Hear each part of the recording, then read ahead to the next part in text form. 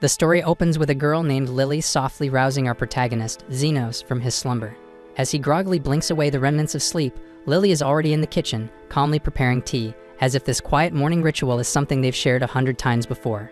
We then quickly learn that in this world, a first-rate healer isn't just someone who mends wounds, they're someone with the power to reshape the world itself. In the kingdom of Herzeth, healers play a key role in the country's rise, their influence so great that they've helped write the very history of the nation. Healers are deeply respected, having earned their status through decades of advancing the kingdom's reach. Most of them gather at the Royal Medical Institute to study, master complex healing magic, and earn their licenses before officially beginning their careers. But not all of them follow the traditional path. Somewhere in this kingdom, there's one healer who has no degree, no formal training, and no license, and that's Xenos. We then jump to a scene where Xenos is finishing up with a patient. After the treatment, the man pays and thanks him sincerely. Xenos just shrugs it off, telling him that as long as they can afford the price, he'll heal anyone. Once the man leaves, Lily asks if he's heading out for house calls today.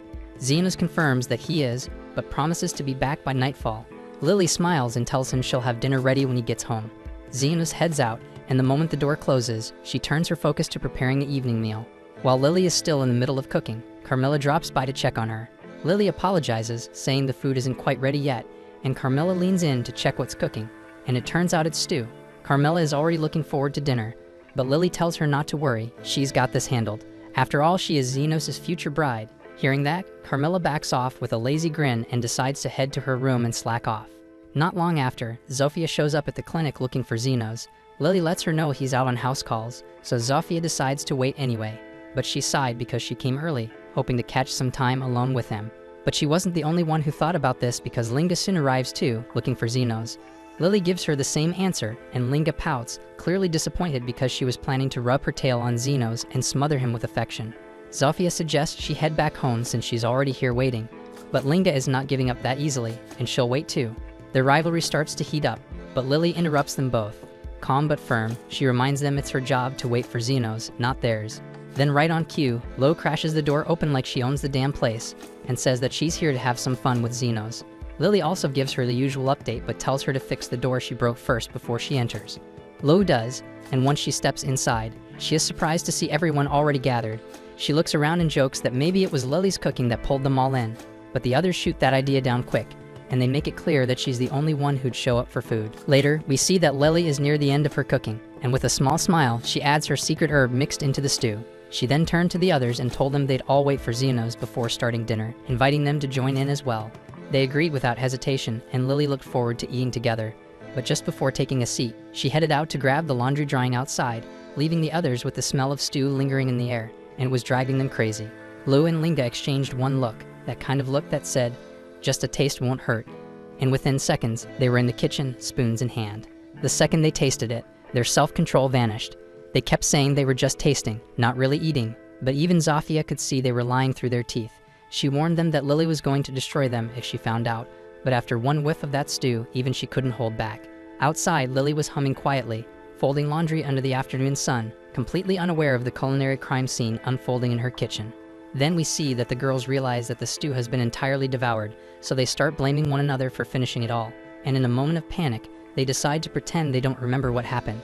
Realizing that denial won't solve the problem, they agree to make another meal instead. Zofia suggests they start fresh by adding new ingredients to the pot. But right then, Lily walks in and catches them mid-whisper, hovering around the pot like a bunch of thieves. Cut to the dinner table and the girls sat there stiff as statues. Lily didn't yell. She didn't have to. Her glare did all the talking. When she calmly asked what happened, they crumbled fast. One blamed the smell, another said her hands moved on their own, and they all started bickering again. Seeing this shit show, Lily grows upset and warns them that if they continue to bicker, Xenos will be furious. She laments that she wanted to enjoy a meal with Xenos and the rest of them in peace, and the girls quickly apologize, promising to help her with the cooking. But Lily then reveals that she prepared only enough ingredients for tonight. Just then, Carmilla storms in, furious that they consumed all of her stew. Linga immediately apologizes, and the others quickly follow suit. Carmilla demands to know how they plan to make amends, half-jokingly suggesting she might have to devour their souls in retribution. Lily intervenes, insisting that they bring her the missing ingredients, and the group hastily agrees, dispersing to gather them. After that whole mess, Lily realizes with a sigh that she's also just used the last of her secret ingredient. Carmilla, still lingering nearby, raises a brow and asks if she's not mad at the others for eating everything. Lily shrugs it off, saying she's not that angry, and Carmilla just stares at her like she's some kind of saint. Carmilla even adds that if they had devoured not just her stew but also her wine, she might have cursed them. Lily just laughs nervously, not entirely sure if Carmilla's joking, but then her mind wonders if she'll even be able to cook dinner again before Xenos returns. Meanwhile, over in town, Xenos is walking through the streets when he spots a demi-human girl clutching her stomach in pain. Soon, her master appears and reveals that she is his slave. He demands to know where she ran off to, and she explains that she suffered from a stomachache and went to a clinic for help, but they turned her away because she lacked the money to pay for treatment. Enraged that she prioritized her own comfort over work, her master drags her away like she's a broken tool instead of a person. Xenos keeps watching as the man drags her all the way to a graveyard and literally throws her onto the ground like garbage. He mocks her, says this kind of dirty place suits a demi-human like her, clearly not seeing the spirit his cruelty just awakened. He kicks her in the stomach again, demanding she get up and start digging graves, but she doesn't even have the strength to respond. Still, he ignores her pain and tells her if she wants to eat, she'd better dig up something valuable. Then he turns around to leave, leaving her lying there in the dirt, but before he can make it far, she snaps. Possessed by a spirit, the girl suddenly lashes out, slashing at him hard enough to draw blood, so now he's the one panicking. He stumbles backward and runs straight into Xenos, begging for help and saying his slave just went crazy. But Xenos doesn't even blink and tells the man to step aside and listens as the man points at his slave. Seeing her, Xenos calmly asks what exactly he did to her. The guy explains that he merely told her to resume her work, and when Xenos asks about the work, the man starts deflecting, lies about it, and says that it is just some farm work. He then flips the script, whining about being injured and needing medical help, and he even offers Xenos money if he'll stop the girl. The possessed slave then launches an attack on the master, but Xenos intervenes to protect him. He questions the slave, asking why she's so angry. In response, she hurls stones at him, which he deftly dodges. Impressed by his agility, the noble urges Xenos to kill the slave, but Xenos refuses, insisting that his duty as a healer is to preserve life. The noble admits he is a man of high status and warns that if this chaos continues, he will eventually meet his end, and he plans to buy a new slave if she dies anyway. Undeterred, Xenos vows that he will save every life he can, firmly committed to his calling as a healer. The slave then lunges at him, hurling a large boulder, but Xenos, drawing on some mysterious enhancement, shatters it with his bare hands. The noble, watching in disbelief, wonders what kind of healer could possess such strength. The slave immediately resumes her attack with lightning speed, making Xenos doubt that she's just any ordinary demi-human. She slashes at him with her claws, but he manages to fend her off with a protective barrier, only to notice that the force of the blows has left her badly injured. Despite her wounds, the slave keeps moving, her every motion fueled by pure, unbridled hatred, and it dawns on him that she must be possessed. Moving closer, Xenos braces himself as she sinks her teeth into him. In that surreal moment, he's startled by the thought that ghosts can not only possess, but even engage in casual banter, or at least that seems to be the case. Determined, he channels his healing magic to mend her injuries while simultaneously exorcising the malevolent spirit that has taken hold of her. As he works, he can't help but wonder what kind of farm work would lead someone to be so vulnerable to ghostly possession. Once the exorcism is complete, he mutters that he's done for the day. The noble is taken aback when he sees that Xenos has easily healed the slave's crushed foot. Desperate, he begs Xenos to save him too, reminding Xenos that he is a healer. Xenos calmly replies that his work for the day is done, and that he'll have to do it tomorrow, to which the noble retorts that by then he'd already be dead. Undeterred, the noble insists on immediate treatment, and Xenos warns him that the price will be steep. The noble scrambles through all the money he has on hand, insisting it should be enough, but Xenos shakes his head and says it's not. The noble grumbles that the fee is already higher than market price, adding that he won't go unscathed if Xenos charges illegally, but Xenos tells him that he is an unlicensed healer. The noble is taken aback to learn such healers exist, and Xenos dryly comments that it's a shady business, much like grave robbing. The noble tries to play dumb, but Xenos sees right through him and declares that the remainder of the fee will come in the form of the slave's documents. The noble seems indifferent and accepts this deal, then departs after being healed. After the noble leaves, the slave slowly awakens. She's startled to see Xenos hovering over her, and her stomach still churns with pain. She asks him who he is, and he bluntly reveals that he is Xenos and that he just bought her. He then asks for her name, and she murmurs that it's Tilly.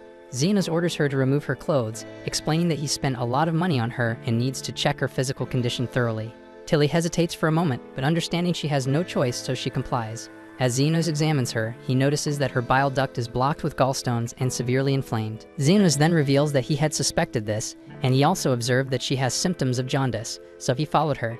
He heals her in seconds, and she asks him what he just did. Calm as ever, he replied that he'd opened up her abdomen, removed the gallstones, and closed it back up. She's shocked because there's no chanting, no magic sigils, and somehow no scar at all. He acted like it was no big deal, saying any healer could pull it off.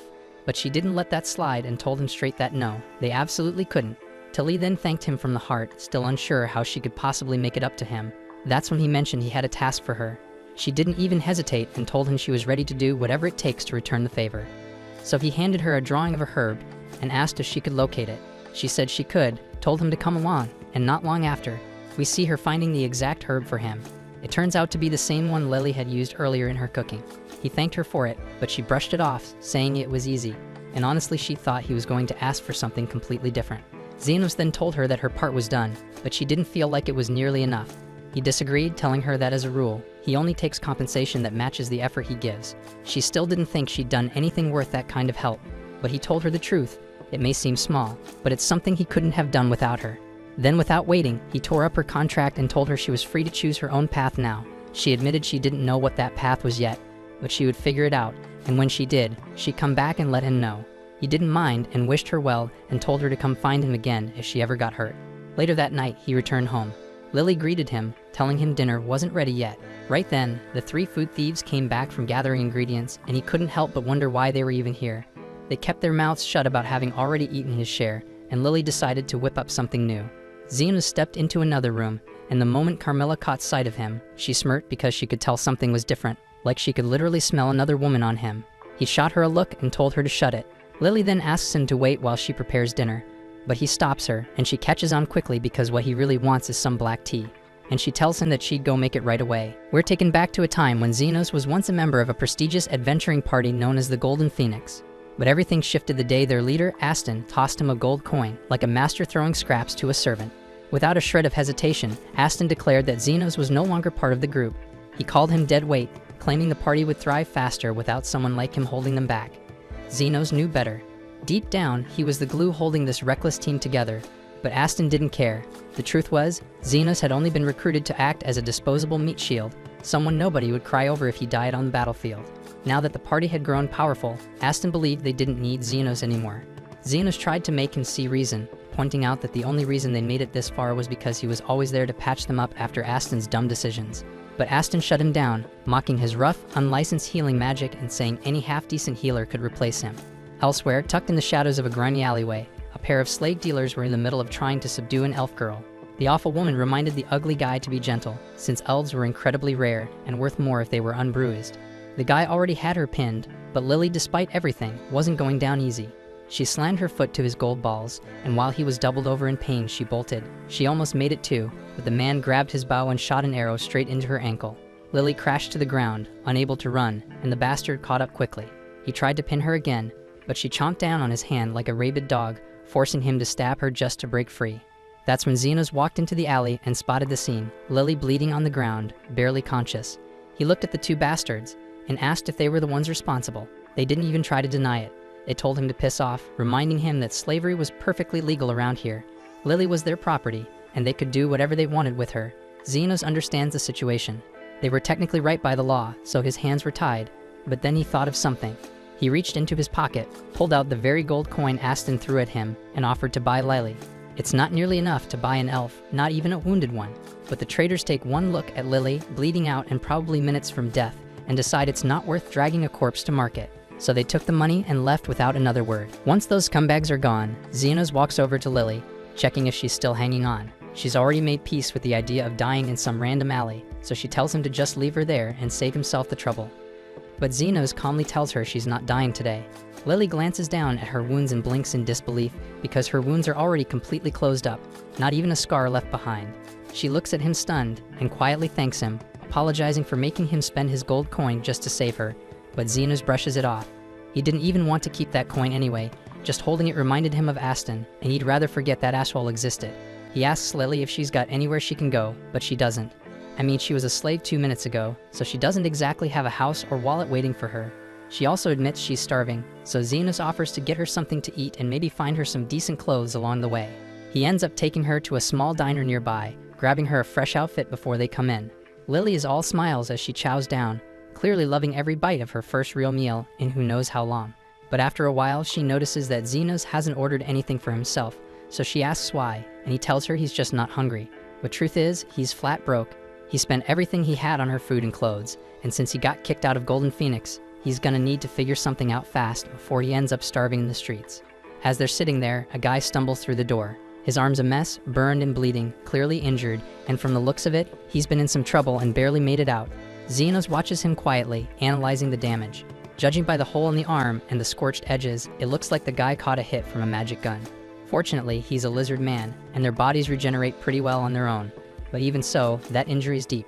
If left untreated, it could take days to close up, and he'd be in constant pain the whole time. So Xenos lifts his hand and casts a healing spell, and after a few seconds, the wound seals up like it was never there. The man freezes, looks down at his good-as-new arm, then turns to Xenos with wide eyes, asking who the hell he is. Before Xenos can even speak, Lily jumps in and proudly declares that he's a legendary healer. The guy's never heard of him, but he's clearly impressed and grateful, so he really doesn't care. He then gives a few coins to Xenos as a way of thanks and promises to spread the word about Xenos. At first, Xenos doesn't get why the guy just handed him money. Then it hits him. Healers usually charge for their services. That spark ignites something in his brain, and he starts thinking. If he plays this right, he could start a new life as a full-time healer. But there's a problem. Since he's from the slums, getting an official healing license isn't exactly on the table. And if he opens a legit business, he'll have to deal with taxes, permits, inspections, all the red tape. And like a wise man once said, tax evasion isn't a crime, it's an act of survival. So yeah, Xenos is going off the grid. He's gonna run his clinic underground, healer for hire, no questions asked. Lily doesn't really get everything Xenos is saying, but if he's serious about setting up a clinic, she wants in. Xenos pauses, thinking it over. Running an underground clinic without a permit isn't exactly legal, and dragging a kid into something like that doesn't sit right with him. But Lily reminds him that he technically bought her, so by the rules of this twisted world, that makes him her master now, which means she's sticking by his side, no matter how many rules get bent or broken. Xenos didn't buy her to own her, he just didn't want her bleeding out in some alley. But Lily hits him with the harsh truth. She's got nowhere else to go, and if he leaves her behind, she'll probably get scooped up and sold again, so that'd be on him. Eventually, Xenos sighs and gives in and tells her she can tag along, and Lily immediately pledges to serve him with her whole body, which makes Xenos nearly choke and ask her to not make it sound so creepy. Anyway, first things first, if Xenos is going to set up shop, he's got to find a roof to sleep under. So he takes Lily to one of the sketchiest, most forgotten parts of the city. The place looks abandoned and borderline cursed, but that's exactly what he's looking for. Lily glances around nervously and asks why they're even here. Xenos explains that if he's running a shady back alley clinic, the last thing he needs is the Royal Association breathing down his neck. A place like this is quiet, off the radar, and best of all, it's free. Lily can't really argue with the logic, but she's clearly spooked. She points out that abandoned districts like this are notorious for being infested with monsters, especially the creepy kind. They finally stumble across a house that's somehow still standing, and Xenos thinks he's hit the jackpot. But the second Lily sees it, she freezes because it looks like something straight out of a horror novel. Classic haunted house vibes. If they're unlucky, they might even attract a wraith. Xenos raises an eyebrow, unfamiliar with the term. Lily explains that wraiths are ghost-type monsters who can literally turn someone into a spirit with just a single touch. They step inside, and it's pitch black, so Lily offers to light the place up with a basic spell. That catches Xenos off guard because he didn't know she could use magic. But Lily shrugs it off, saying it's just simple stuff. Once the room lights up, they finally get a good look around, and it's honestly as bad as Lily feared. Dust, cobwebs, cracked walls, it's a total fixer-upper. But Xenos is oddly upbeat. The place might look cursed, the roof doesn't leak, and the structure's solid, so in his eyes, that's more than enough to start his new work. But just when they think they found the perfect spot, a big problem shows up and turns out the house already has a tenant.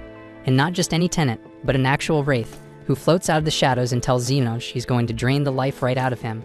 Lily starts panicking immediately, while Xenos just lets out a sigh, clearly annoyed that the place wasn't as empty as it looked. Carmilla then lunges at Xenos without hesitation, but he shuts her down instantly with a burst of healing magic that blasts both her arms clean off. He doesn't even flinch, because compared to the horrors he faced in the labyrinths while rolling with Golden Phoenix, Carmilla is just another Tuesday. Back then, whenever Aston got pissy, he tossed Xenos into the dungeon solo, and he ran into wraiths all the time, so he's taken down dozens, maybe even over 100 by now. See, healing spells aren't just for fixing wounds, they're especially nasty against undead creatures. Xenos then casually apologizes to Carmilla for trespassing, saying he didn't realize someone already lived here, but the housing options are non-existent around here, so he politely asks if she'd be okay with him staying. Carmilla's offended by the sheer audacity. She's the queen of wraiths, and some random squatter is asking if he can crash at her place. So she snaps her ghostly fingers and summons a whole crew of angry spirits to chase him out. Xenos sighs again, then hits them all with a mass heal spell that erases them like chalk off a blackboard. Now Carmilla's the one panicking. She seriously underestimated this guy, and she's halfway convinced he could just exorcise her out of existence if he wanted to. But Xenos explains that he's not here to fight, he just needs a place to live and treat patients. Carmilla knows she's outmatched, so she agrees to let him and Lily have the first floor, but she claims the second floor as her territory. Xenos is happy with the deal, but Lily is stuck trying to figure out which one of them is more terrifying, Carmilla the Ghost Queen or Xenos the healer who casually obliterates spirits. By the time morning rolls around, Lily's getting restless. With no patients yet, she offers to go outside and spread the word about their new clinic, but Xenos quickly shuts that down. If they start advertising out in the open, the Royal Hospital might catch wind of what they're doing, and that would be bad news. He tells her to be patient, and someone's bound to show up soon. And right on cue, the front door creaks open, and their first customer steps inside. Lily jumps up to welcome them, only to realize it's the same guy Xenos patched up the day before. Xenos figured he'd return eventually because anyone getting blasted by a magic gun usually isn't walking the clean and lawful path, and people like that tend to avoid legit hospitals for obvious reasons. The lizard man introduces himself as Zond and says he needs Xenos to check on his sister. Xenos says he'll take a look, so Zofia rolls up her sleeve and shows him a shallow wound on her arm. She says the injury's been acting weird since yesterday, and the moment Xenos inspects it, he realizes she's been hit with some kind of magic-based poison. Zofia asks if there's anything he can do to fix it, but since the wound's been left untreated all night, the tissue in her arm is basically toast. Xenos tells her the safest option is to cut the whole arm off before the poison spreads any further. Zofia's not thrilled to hear that, but she takes it like a champ. She asks how much it'll cost to have the procedure done. Xenos tells her the price is a flat 1 million yen. Zon flips out the second he hears that, furious that Xenos would charge that much for just chopping an arm off. He's ready to throw down, but Zofia tells him to chill and decides to negotiate instead. She tries to pull rank, asking if Xenos really wants to overcharge someone like her, Zofia the Tornado. She runs one of the 3 major gangs in the area, and Xenos knows exactly who she is. Even so, he's not backing down. He doesn't do charity work, especially not when regeneration magic is involved. That catches Zofia off guard because she's never heard of any healer who could regenerate a whole limb. Xenos is just as confused, since he assumed limb regeneration was basic stuff. He taught himself healing magic, so he never really figured out what's considered normal. But that's beside the point, and he asks Zofia if she wants to proceed.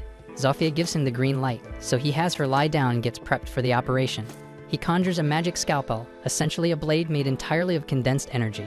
Zofia is a little concerned because she's never seen anything like that before, but Xenos reassures her it's razor sharp, completely sterile, and ideal for surgery. And again, he's surprised other healers don't use it. He gets to work, numbing the area with a steady stream of healing magic. Once it's dulled enough, he slices off the infected part and shifts his focus to growing a new arm. His hands glow brighter as he ramps up the spell's intensity, rebuilding the entire limb one layer at a time, from bone to skin. Zofia stares at her freshly regenerated arm in disbelief. She flexes her fingers and is stunned it feels completely natural. She admits Xenos definitely earned his asking price, and as a bonus she offers to send any injured members of her crew his way from now on. And Xenos has no objections, as long as they're paying like everybody else. In the days that follow, Xenos starts getting flooded with patients from the Lizardman faction, and seeing how tired he looks, Lily decides to make him some tea to help him relax. Xenos thanks her for being thoughtful, but he notices that she brought 3 cups instead of 2, so Lily explains that the third one is for Carmilla. Xenos doubts she'd be interested in joining them downstairs, but to his surprise, Carmilla actually has a soft spot for tea. While sipping in relative peace, Lily asked Xenos if he had any clue why the Lizardman kept ending up in such rough shape. Based on the injuries he's treated, Xenos figures there's some kind of turf war going on between rival groups. And right on cue, the front door gets kicked in. A pack of werewolves storms into the clinic, and their leader Linga wastes no time announcing that she's here to kill Xenos. She's been clashing with the Lizardmen for days, but no matter how many of them she wounds, they keep bouncing back. So now she wants to cut off their recovery at the source. Xenos calmly tells her that he doesn't work for any faction and would prefer not to turn his clinic into a battlefield. But Linga doesn't care, and she already gave the command to attack. Her crew rushes in, but thanks to Xenos' defensive magic, nothing they throw at him even leaves a scratch, so it's like their attacks bounced off him like pebbles hitting a brick wall. Realizing she can't hurt him directly, Linga decides to trash the clinic instead. But it's a damn bad move, because this place isn't just Xenos' clinic, it's also Carmilla's house, and if there's one thing Carmilla won't tolerate, it's people messing with her home. The second the werewolves catch sight of Carmilla, every ounce of bravado drains from their face because no one in their right mind wants to fight a wraith, let alone the Queen of Wraiths. Carmilla was seconds away from turning them all into spirit dust, but Xenos stepped in. He asked her to spare them. After all, this was still a clinic, not an execution site. And as long as they cleaned up the damage they caused, he was willing to let it slide. Carmilla gave them a death glare, but eventually agreed and floated back upstairs. Seeing how even the Queen of the Wraith obeyed Xenos, Linga's entire tone flipped. She dropped to her knees, begging for forgiveness, promising to repair the damage and keep her people in check. The very next day, an orc shows up at the door with a message.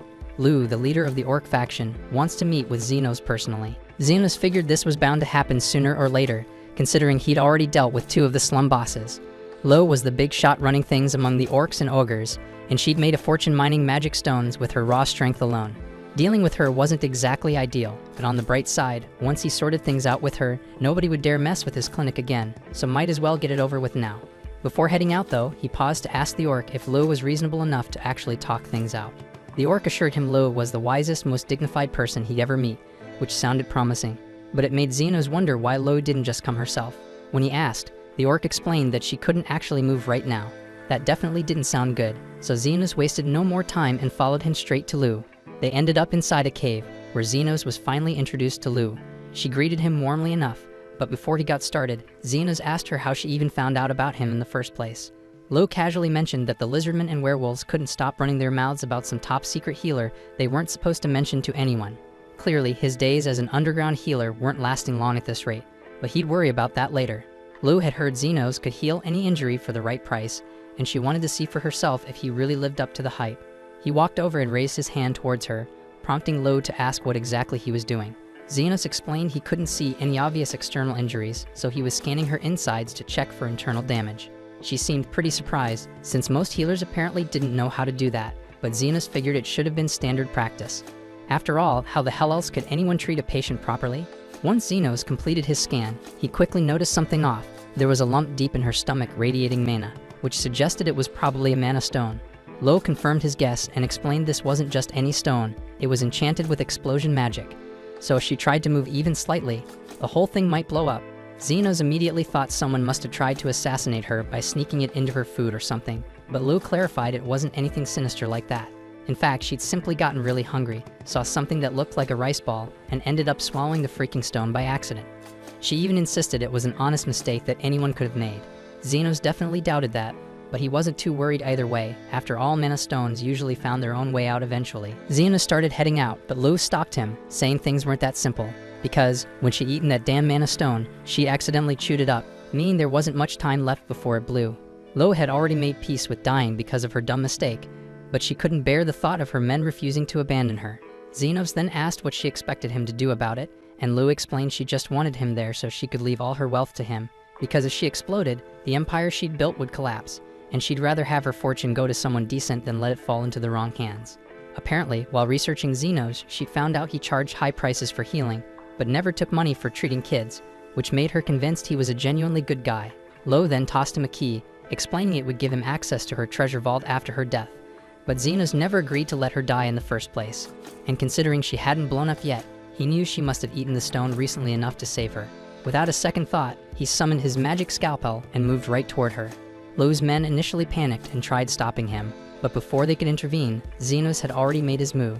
In just a few seconds, he'd sliced open Lu's stomach, pulled out the explosive mana stone, and healed her wound without a hitch. Everyone was speechless as he calmly showed them the dangerous stone in his hand, but the stone was still primed to explode, so to keep everyone safe, Xenos wrapped his hands tightly around it, containing the blast. The explosion could have easily wiped out the entire cave, but he'd shielded his hands with defensive magic beforehand, so despite the pain, he was fine. Afterward, Xenos handed Lu back her key, telling her there was no need to donate her fortune anymore. Lu couldn't quite believe that he'd actually chosen to save her instead of grabbing the cash, but Xenos shrugged it off, saying he only charged a fair price for healing, so taking an entire fortune would have been excessive. At that moment, Lu decided she genuinely liked Xenos, promising him that if he ever needed anything, he just had to ask, and she'd do whatever she could to help him. She even offered to deploy her warriors as guards around his clinic, but Xenos politely declined because having orc soldiers on his doorstep would attract too much attention. A few days passed, and Lily was sitting by the clinic's front desk, sulking because Zofia, Linga, and Lu had been coming by a lot more than usual.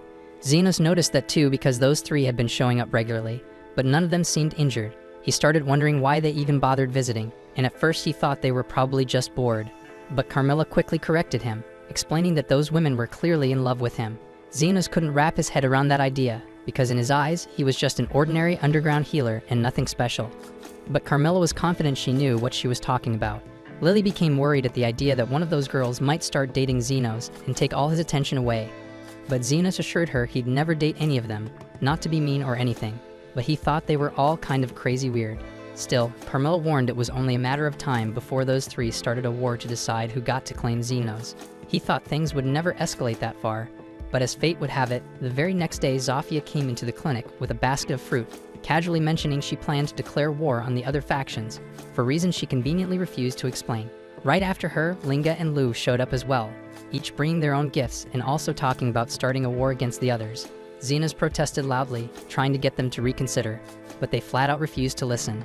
Carmilla found the entire situation hilarious, joking that many people were about to die due to Xenos' apparent womanizing tendencies. Xenos didn't appreciate the way she put it, but there was no denying he had a major problem on his hands. The deathmatch was already scheduled to begin at noon, and Xenos couldn't just sit back and let them kill each other over something this silly, so he had to take action. After a while at the stadium, Zofia, Linga, and Lu had already gathered their respective armies, fully prepared for an all-out brawl. The atmosphere was tense, and just as the battle was about to kick off, Xenos suddenly appeared, causing everyone to stop and look in his direction. The three girls watched him closely, waiting to see what he'd say. But Xenos surprised everyone by calmly stating he wasn't there to stop them. He acknowledged their long-standing grudges against each other and figured it was better to let them fight it out until they were satisfied, instead of trying to force a peace they didn't want.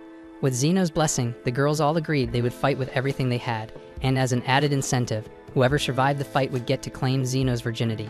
Xenos didn't recall agreeing to that damn part, but before he could object or clarify anything, the battle had already started. Zofia was the first to make a move, lunging forward with her daggers aiming straight for Linga's neck, but Linga quickly dodged the attack, back-clipping to safety. In that instant, Lo jumped into action, trying to flatten Zofia with a flying dropkick, but Zofia saw it coming just in time, sidestepping the attack, which resulted in Lu accidentally smashing into some poor background characters instead, as if she were bowling. Zofia and Linga fought again, their weapons locked as they struggled to overpower each other. Just as they were about to land decisive blows, Lo returned to the fray, leaping down from above and nearly crushing both of them beneath her massive attack. Zofia stumbled into the orc section of the stadium, prompting her to fight her way out, and soon everyone else followed suit, turning on each other's factions and triggering complete chaos. The scene quickly became brutal, people slashing, cutting, and throwing punches left and right. Yet, astonishingly, even after 6 relentless hours of battle, not a single combatant had fallen. It was at that moment Zofia suddenly noticed something strange. The wounds on her arms were healing themselves right before her eyes. Everyone paused, bewildered, until Xenos finally spoke up and explained he was responsible. He told them plainly that he'd agreed to let them have their little death battle, but he never once said he'd let anyone actually die. After all, they were still his patients, and he wasn't going to let any shit happen to them. Zofia felt silly for not realizing Xenos' involvement sooner, but none of them had ever imagined a healer could heal so many people simultaneously, let alone continuously over 6 hours straight. The girls finally understood the point Xenos had been trying to make. Their fight would literally never end as long as he was there to keep healing them. If they couldn't find a way to get along, they'd be stuck in an endless cycle of pointless conflict. And just to be clear, he reminded them he planned on billing each of them for every hour he'd spent healing. Realizing how foolish they had been, the 3 girls finally agreed to set their differences aside. So they promised to maintain peace among their factions. But as far as fighting over Xenos went, they were still determined. Only this time, they agreed they'd compete peacefully without any damn bloodshed. Meanwhile, Lily approached Xenos, curious as to why the hell he'd gone through all the trouble of intervening in the battle. Xenos paused for a moment, remembering something his old teacher once told him. A healer who could only mend wounds was third-rate. A second-rate healer could restore the entire body. But a first-rate healer was someone who could make the world a better place. Xenos admitted he wasn't sure if he had it in him to be a first-rate healer, but that didn't mean he wouldn't try. He wanted to improve life in these slums somehow, and besides he joked that if everyone died, he'd run out of patience. Lily smiled softly to herself, knowing full well that Xenos' tough talk was just his way of covering up how much he truly cared. After all, if the demi-humans stopped fighting, he'd actually have fewer patients coming in, which meant less money for him. Yet he still chose peace over profit, and this genuine kindness was exactly why Lily liked him so much, and she told him as much directly. Of course, her words went straight over Xenos' head, leaving him slightly confused. In any case, it was getting late, and Xenos decided it was time to go collect payment and head back home. Lily was a bit taken aback. She had thought Xenos was joking earlier when he said he'd charge them for all the healing during their battle, but apparently he was completely serious. Healing an entire stadium full of people was exhausting work, and there was no way he'd let something like that slide without compensation. At the same time, over in the capital, the commander of the Royal Knights was meeting privately with the vice commander Krishna. Noticing the commander's troubled expression, Krishna asked if something had happened. He explained he'd heard a strange rumor. Apparently the long-standing war among the demi-human factions in the slums had abruptly come to an end. Krishna found this difficult to believe. Those factions had been locked in a bloody feud for years, so it seemed impossible they'd suddenly decided to play nice. The commander agreed it sounded unlikely, but if true, this was potentially a serious problem. The kingdom had been stable for centuries precisely because the impoverished, disenfranchised people were always too busy fighting among themselves to cause trouble for the nobility. So if these factions found peace and united, they could demand changes, perhaps even outrageous stuff like rights, equality, and maybe even free healthcare, and that shit would be a big problem. Rumor had it that a single individual was responsible for mediating peace between these factions. Determined to eliminate this threat, the commander tasked Krishna with dealing with him. Krishna accepted the assignment without hesitation, promising she would track down this troublemaker and arrest him for the crime of disturbing the war by bringing the damn peace. Meanwhile, back at Zenos' clinic, Zenos sneezed suddenly, which made everyone around him worry that he might have caught a cold. Linga immediately offered her fluffy tail as a blanket, while Lu enthusiastically invited him to warm up by burying his face between her legendary black cushion, and that shit makes Lily so devastated because she didn't have either of them. Zenos then insisted it was nothing more than a regular sneeze, reminding them all that he still needed to heal Zofia, so they should probably quiet down until he finished his work.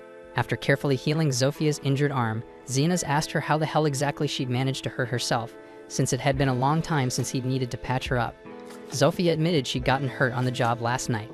Her usual work involved stealing from corrupt nobles and redistributing the wealth to the poor like the legendary Robin Hood. But this time she was caught sneaking into the wrong aristocrat's home. She had encountered Krishna, the vice commander of the Royal Knights, a ruthless woman known for shooting first and asking questions later, typically with her magic fire guns. Hearing this, Carmilla began to worry that catching Krishna's attention might spell trouble for Zenos. But Zenos wasn't particularly concerned. After all, he figured there was no reason for someone as high-ranking as Krishna to care about a low-profile underground healer like himself. Elsewhere in the slums, Krishna was already prowling around, gathering information on Zenos. She noticed the demi-humans coexisting peacefully, which made her suspicious, so she approached a lizard man and asked bluntly who was responsible for ending the demi-human war.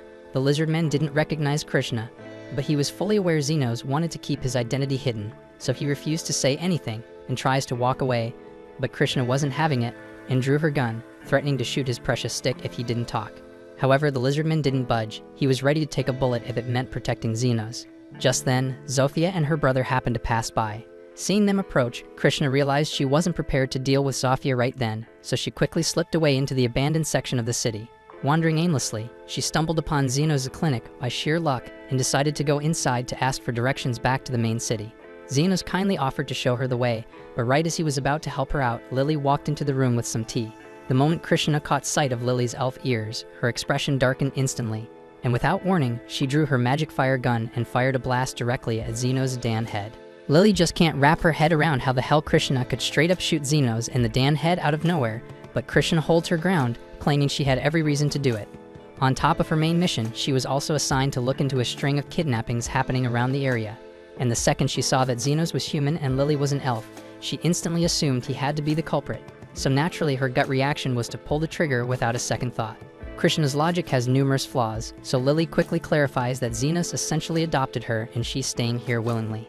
Krishna soon realizes she may have rushed to judgment, and upon further consideration, it would indeed be strange for a kidnapping victim to appear as cheerful as Lily. Fortunately, the bullets she used were non-lethal, so she assumes she didn't kill Zenos, though she suspects he might have been knocked unconscious by the impact. Yet to her astonishment, Zenos seems completely unharmed. She apologizes for hastily shooting him due to her mistaken assumption, yet she remains curious as to how he survived without a Dan injury. He explains that he simply used defensive magic to block the bullet before it reached him, but Krishna doubts this, stating that ordinary defensive magic should never be capable of blocking her bullets. As far as Zenos is aware, his defensive spells should be perfectly ordinary, so he doesn't quite understand her point. However, throughout her career as the vice commander of the Royal Knights, she has witnessed numerous types of defensive magic, and she immediately recognizes that Zenos' shield matches that of a grand sorcerer. The moment Krishna mentions her position as vice commander of the Royal Knights, Zenos and Lily instantly become uneasy, realizing that her presence could cause significant trouble for them. Krishna, however, evidently has something specific she wishes to request from Zenos. Hoping to avoid further confrontation, Zenos agrees to speak with her, but simultaneously sends a discreet warning to all his clients, urging them not to visit while Krishna is present. They all sit down together, and Krishna explains to Xenos that she's currently undertaking a covert mission and would like his cooperation. Xenos insists that he doesn't wish to become involved, but Krishna argues that it's the duty of every citizen to cooperate with the orders of knights. Given Krishna's unpredictable nature, Xenos figured refusing could end with another bullet to the face, so he reluctantly decides to go along with her request. Krishna then informs him that her mission is to locate a specific man and arrest him immediately upon identification. She has neither a name nor description, but the person she's after is the mediator responsible for ending the conflict between the various factions. Xenos chokes on his tea once he figures out that the individual Krishna is attempting to capture is actually him. But he remains calm and inquires why she's pursuing the mediator. Krishna clarifies that the knight's orders absolutely can't disregard someone who possesses the ability to create peace among the factions. But when she resorted to aggressively questioning one of the locals, he refused to give her any damn information despite her threats. From Krishna's perspective, if the residents of the slums won't betray the mediator, it must imply he's a sinister mastermind who needs to be stopped. Xenos attempts to reason with her, suggesting it's entirely possible that this mediator is deliberately keeping a low profile, so if she simply leaves and abandons her search, he likely won't cause any issues. Krishna then asks Xenos if he personally knows who the mediator might be, so he quickly makes up an excuse, saying he's merely speaking intuitively. Regardless, Krishna insists that she can't just ignore the mediator since she received explicit orders from her commander, and anyone capable of ending the conflict between the factions represents too significant a risk to ignore. Lily intervenes and tells Krishna there's no need to worry about the mediator destabilizing the country, because his only interest is earning money through honest labor. But judging by the way Lily is describing the mediator, it sounds as if she knows him personally.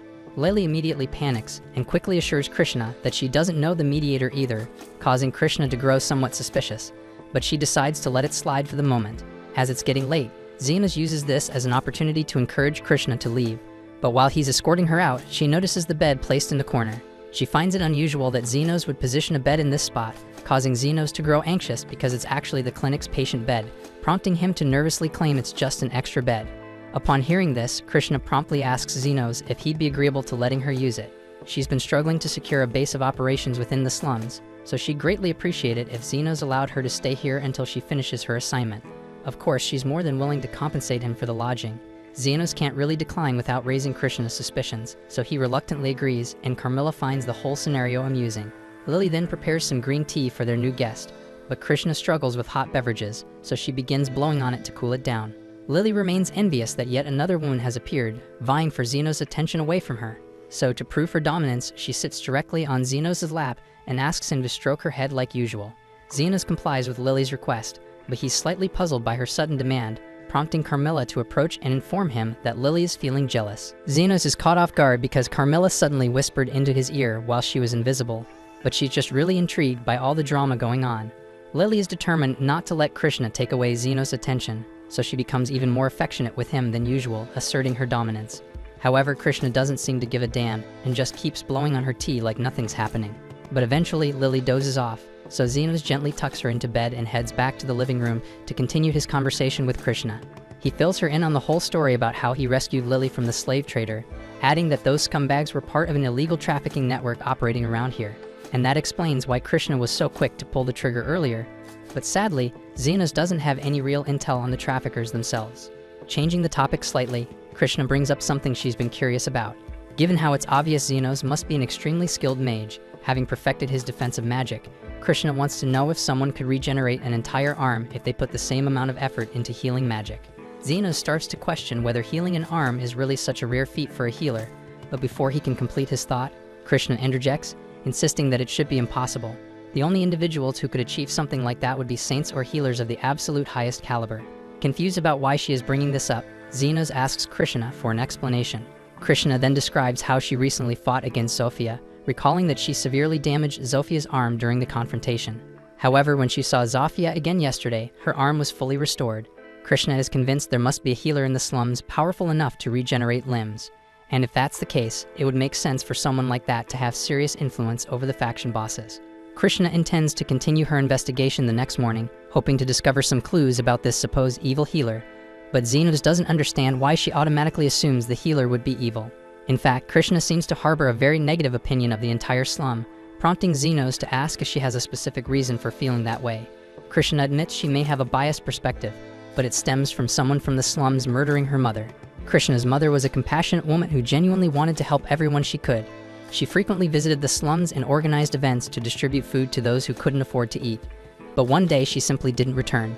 Ever since then, Krishna lost the ability to laugh or even show a slight smile, which is one of the reasons people started calling her the Iron Rose. And according to the accounts of witnesses, Krishna's mother was murdered and robbed for her wedding ring, and learning this completely shattered Krishna.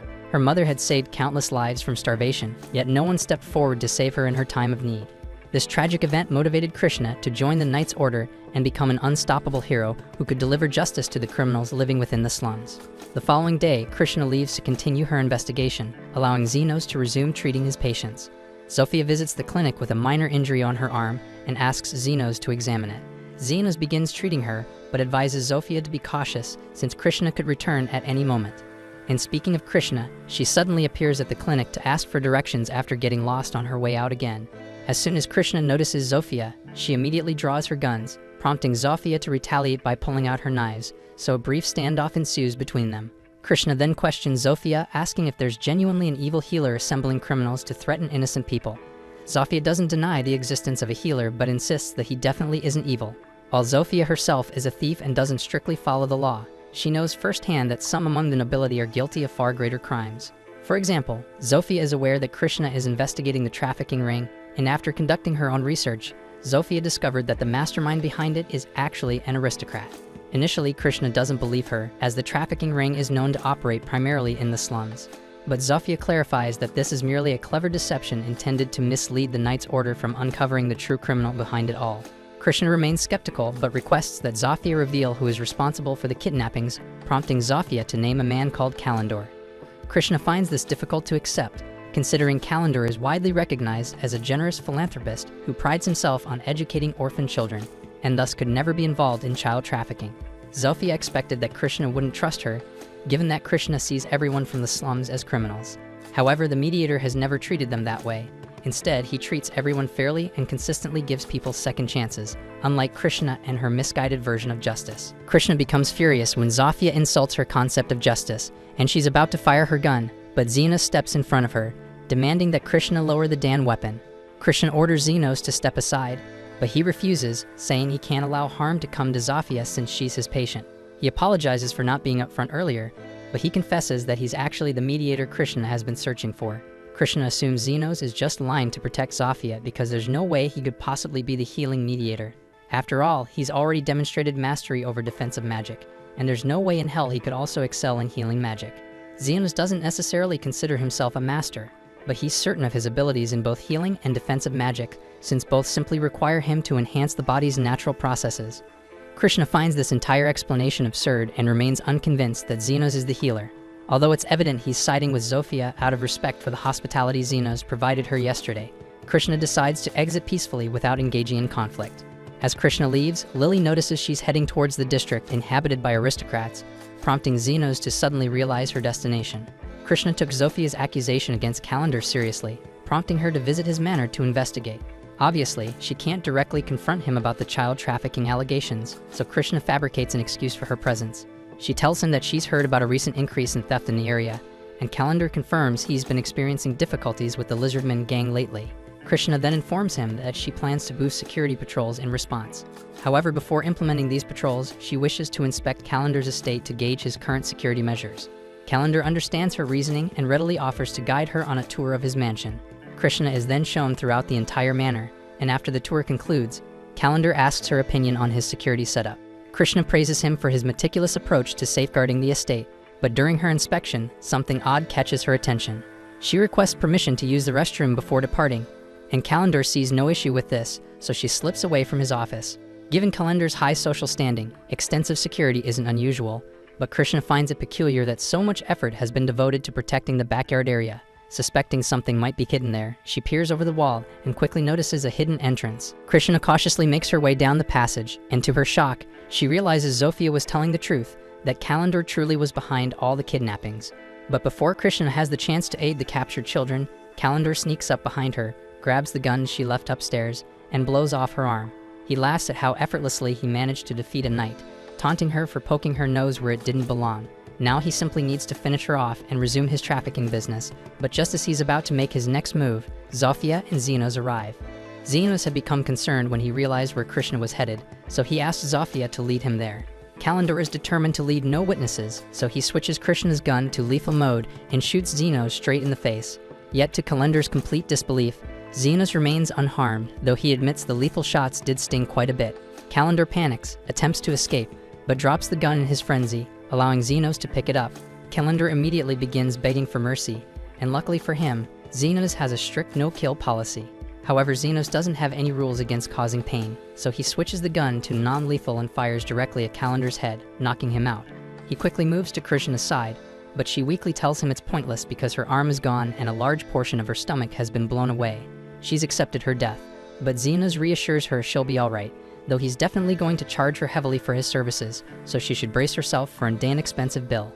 Moments later, Krishna is fully healed, astonished by Xenos' ability to instantly repair such critical injuries. She finally accepts that he was truthful about being the mediator, but her interest in arresting him has vanished entirely, as she now views him as a genuine hero.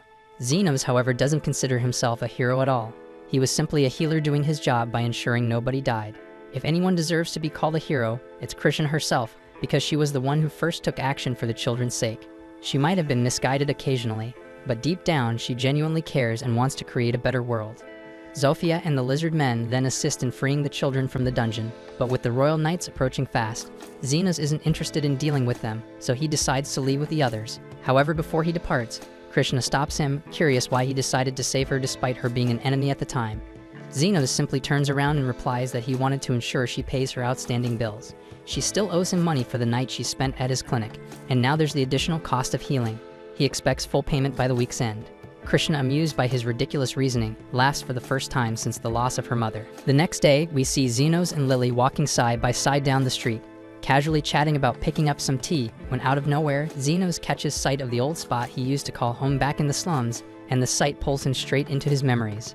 He'd been a dirt-poor orphan with nothing, no family, no future, only wasting his days just sitting in that filthy alley, doing nothing but barely scraping by. One day, Aston was wandering through the slums, trying to choose a child to kidnap, but thus far he's frustrated because none appear suitable enough to serve as human shields. At that moment, he notices Xenos and decides he's perfect, approaching and initiating a conversation with him. Essentially, Aston says to Xenos, "You're impoverished, jobless, and starving, so join me on an adventure." He speaks with a polite demeanor, infused with false kindness, leading Xenos to mistakenly think Aston is genuinely nice. Despite this, Xenos hesitated to accept because it's rare for slum dwellers to become adventurers. However, Aston assures him that as long as he possesses the skills, he can accomplish anything. Aston then asks Xenos if he has any particular skills, to which Xenos responds that he knows some healing magic, but Aston is highly skeptical, since mastering healing magic typically takes years of rigorous training at the Royal Academy, making it improbable for a random orphan to learn it independently. Nevertheless, whether Xenos truly knows healing magic or not doesn't matter to Aston because he intends to use Xenos merely as a distraction if anything goes awry. Once Xenos agrees to join him, Aston takes him into the forest. There, the pair confront a wolf monster. During the battle, Aston gets slightly injured, prompting Xenos to heal him using his magic. Then Aston charges the wolf, and Xenos employs his healing magic again to enhance Aston's speed, enabling Aston to decapitate the wolf effortlessly with a single strike. Aston, however, strangely fails to notice that his injuries healed mid-combat, or that he suddenly moved faster at a crucial moment, leaving him convinced that Xenos is utterly useless. After several years of enduring this dynamic, Aston eventually expels Xenos from the party, and we know how Xenos has spent his time since then. However, Aston's group hasn't fared quite as well because after removing Xenos, Aston and the remaining party members set out toward a cave for their next mission. This mission holds significant importance as they intend to leverage it to curry favor with influential nobles within the kingdom, though all of them resent the intense labor involved. Yuma then informs them that the quicker they finish their task, the quicker they can return to the inn and resume drinking.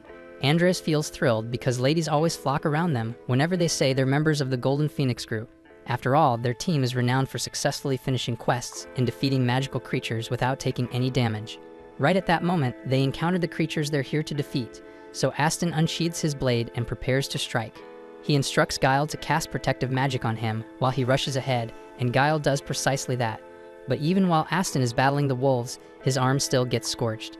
And at the same time out back, Yuma is being attacked by one of the wolves, so he's out of the picture for good. Aston shouts at Andres to quickly cast some offensive spells, but it takes too damn long to finish chanting the incantation, and he even gets blasted by a fireball mid-spell. Aston is stunned and questions whether his group has always been this damn incompetent, but it's evident they're not going to win this battle, so he commands everyone to withdraw immediately. Once they're out the hell, Aston questions his teammates why they're having difficulty against monsters that barely reach B rank, but Andres reminds him he wasn't particularly effective against the wolves either. Guile asks Aston if there's a chance Xenos had been truthful when he claimed he was healing them, but Aston finds it impossible since there's no way a lowly commoner like him could have possibly mastered healing magic. Still, to be cautious, Aston thinks it might be wise for their group to recruit a healer. Several days later, they go back to the cave after recruiting a healer, whose name is Yumin, but she informs Aston up front she's not skilled at battlefield healing. She typically provides healing services only in the capital, but she coincidentally possesses an adventurer's license, so she agreed to accompany them. Still, she wonders why the Golden Phoenix would even require a healer given their reputation for successfully completing missions without injury, but Aston refuses to explain what occurred, telling her instead to mind her own damn affairs. Guile then questions Yumin about whether Yuma will recover, as he was severely injured by the wolves last time. Yumin was the healer who treated him, so she's confident he'll survive, but considering how critical his wounds were, there's no possibility of him ever returning to adventuring. You'd assume Aston would show some sympathy toward a teammate who became permanently crippled, but he simply moves past it, stating Yuma wasn't valuable enough to keep around anyway. And if you are wondering why this quest holds such significance, a nobleman requested a scarf made from a firefox's fur as a present for his daughter. If completing it places Aston in Lord Fennel's favor, he's prepared to put his life on the line for that scarf. Yet barely 2 seconds afterward, the plan crumbles because the wolves launch an unexpected ambush. Aston quickly retaliates and tells Guile to apply defensive spells to everyone, but as Aston moves in to attack, he can't land a single blow against any of the wolves. The wolves then unleash 4 fireballs at him, and Aston manages to deflect 3, but the 4th fireball strikes Andres in the stomach, knocking him out immediately. Aston continues swinging fruitlessly at the wolves, but soon Yumin shouts that they must withdraw because Andres' condition is critical. Aston can't believe everything is collapsing yet again, and when they finally get outside, he snaps at Guile, demanding to know why he failed to shield Andres with defensive magic. However, Yumin points out that Guile's defensive spell was indeed effective, and without it, Andres would have been instantly killed by a blast of that magnitude. Aston impatiently demands that she heal Andres right away, but Yumin informs him that's impossible, as only top-tier healers or saints possess the capability to instantly heal such severe wounds without proper preparation. Unless they rush Andres to a medical facility immediately, he won't survive. Sometime later, Aston speaks with Lord Fennel's servant, who informs him that Lord Fennel is extremely disappointed. Aston desperately asks for another opportunity, certain he can secure the fur for the scarf if given one more chance, but the nobleman's daughter's birthday has already passed, making the whole matter pointless.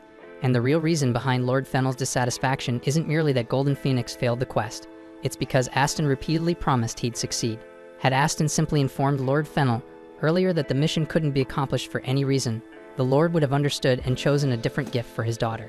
But that's not what Aston did, so for a brief moment, Aston tries shifting the entire blame for this disaster onto Xenos. However, he soon recalls he never formally registered Xenos as part of the party, so officially speaking, Xenos was never recognized as a member, meaning he can't be held accountable for anything. Swallowing his pride, Aston bows his head low, forced to apologize for the entire fiasco, and he seethes inside, hating every second of having to lower himself before a servant. Aston then vows he'll find a way to make amends, but Lord Fennel's servant questions how exactly he'll accomplish that considering half his group is already nearly dead.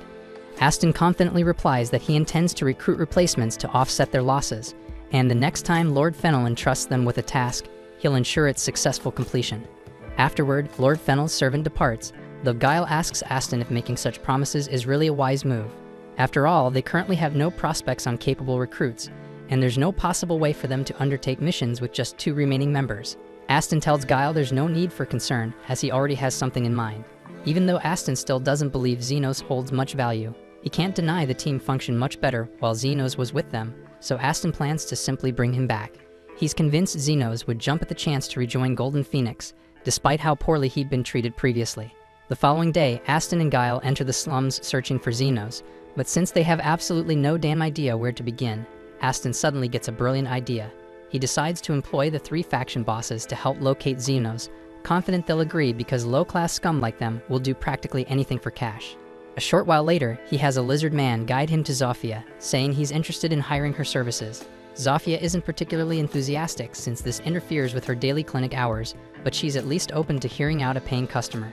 Aston introduces himself as the leader of Golden Phoenix, explaining to Zofia that he's searching for a man named Xenos, who arrived in the slums around 2 months prior. At first, Zofia can't believe what's being said, since Xenos had informed her all about how Aston kicked him out of Golden Phoenix, which had already seemed foolish, but she never imagined Aston would be stupid enough to go searching for Xenos afterward. She tells Aston to leave immediately, because Xenos has far more important things to occupy his time than dealing with him, and quite honestly, even looking at Aston makes her sick. Aston becomes offended, briefly thinking about attacking Zofia, but quickly realizes he'd get thoroughly beaten if he tried anything, so he decides to back down. After Zofia refuses to assist him, Aston decides to approach Linga's faction instead, but the moment she realizes who Aston is, she immediately tells him to leave.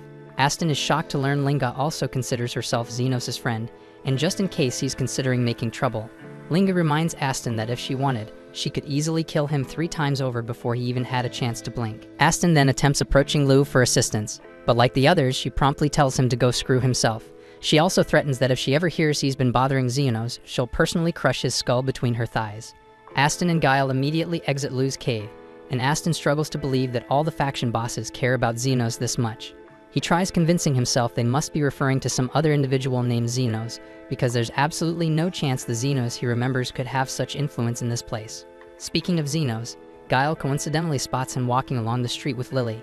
Lily and Xenos just completed their shopping errands for the day and were preparing to return home when Aston suddenly calls out to Xenos. Xenos is startled to encounter Aston and Guile again, but he's not exactly thrilled to see them, so he begins walking away. Aston stops him and loudly announces that he specifically came here to welcome Xenos back into Golden Phoenix. But before Aston can even finish his damn sentence, Xenos flatly rejects his ass. Aston can't believe this rejection since he was sure Xenos would jump at the chance to return to their party. But Xenos begins listing every bit of mistreatment he endured under Aston, including the terrible conditions and insulting pay. There's literally zero incentive for Xenos to rejoin Golden Phoenix, but if Aston is truly desperate, Xenos suggests he could tag along for a few missions, provided he's available. However, Xenos refuses to continue working merely for recognition, so Aston would need to offer him fair payment this time. Xenos demands 50,000 for minor healing and 1 million for major healing services. In addition, Aston must pay separately for Xenos' defensive spells and buffs. But if Aston finds these terms unacceptable, there's nothing else to discuss, so Xenos once again begins walking away. Aston feels deeply insulted that Xenos dares to reject his offer, so he unsheathes his blade and attempts an attack, but before he can get anywhere close, he's blasted back by Krishna. She tells Aston that it's downright idiotic to launch an attack right in front of a royal knight. She had actually come here looking for Xenos herself, but since Aston just attempted an assault, she's now obligated to place him under arrest. However, Aston quickly points at Guile, claiming he's the one who forced him into it, then immediately flees like a coward because he definitely doesn't want his ass to end up imprisoned. After all that shit show, Xenos and Lily return home for the evening, and shortly afterward, Zofia, Linga, and Lo arrive. They inform Xenos that Aston attempted to hire them to track him down, and even though they all rejected his request, Zofia remains concerned that he might persistently keep coming after Xenos. If Aston decides to approach the unlawful underground guild, he might even manage to hire an assassin to go after Xenos purely out of resentment. However, hiring assassins typically requires substantial funds, and considering Aston was desperate enough to seek out Xenos personally rather than recruit additional party members, he's most likely broke. Despite this, Zofia is still uneasy, as she's heard unsettling rumors about a mysterious figure known as the Guide from the Underground Guild, who accepts assignments for free under specific circumstances. Thus, if Aston somehow convinces the Guide, it might spell serious danger for Xenos. Sometime later, Xenos finds himself unable to sleep because of all the tension caused by encountering Aston again, prompting Carmilla to come downstairs to keep him company for some reason, since she's concerned about him. While she's there, Carmilla asks Xenos if it's actually true that he learned healing magic in the slums, prompting Xenos to explain that he initially tried resurrecting a corpse, after which healing magic simply came to him naturally. Carmilla remarks that resurrection magic is forbidden, but in Xenos' defense, he genuinely had no damn idea about the ban when he first experimented with it.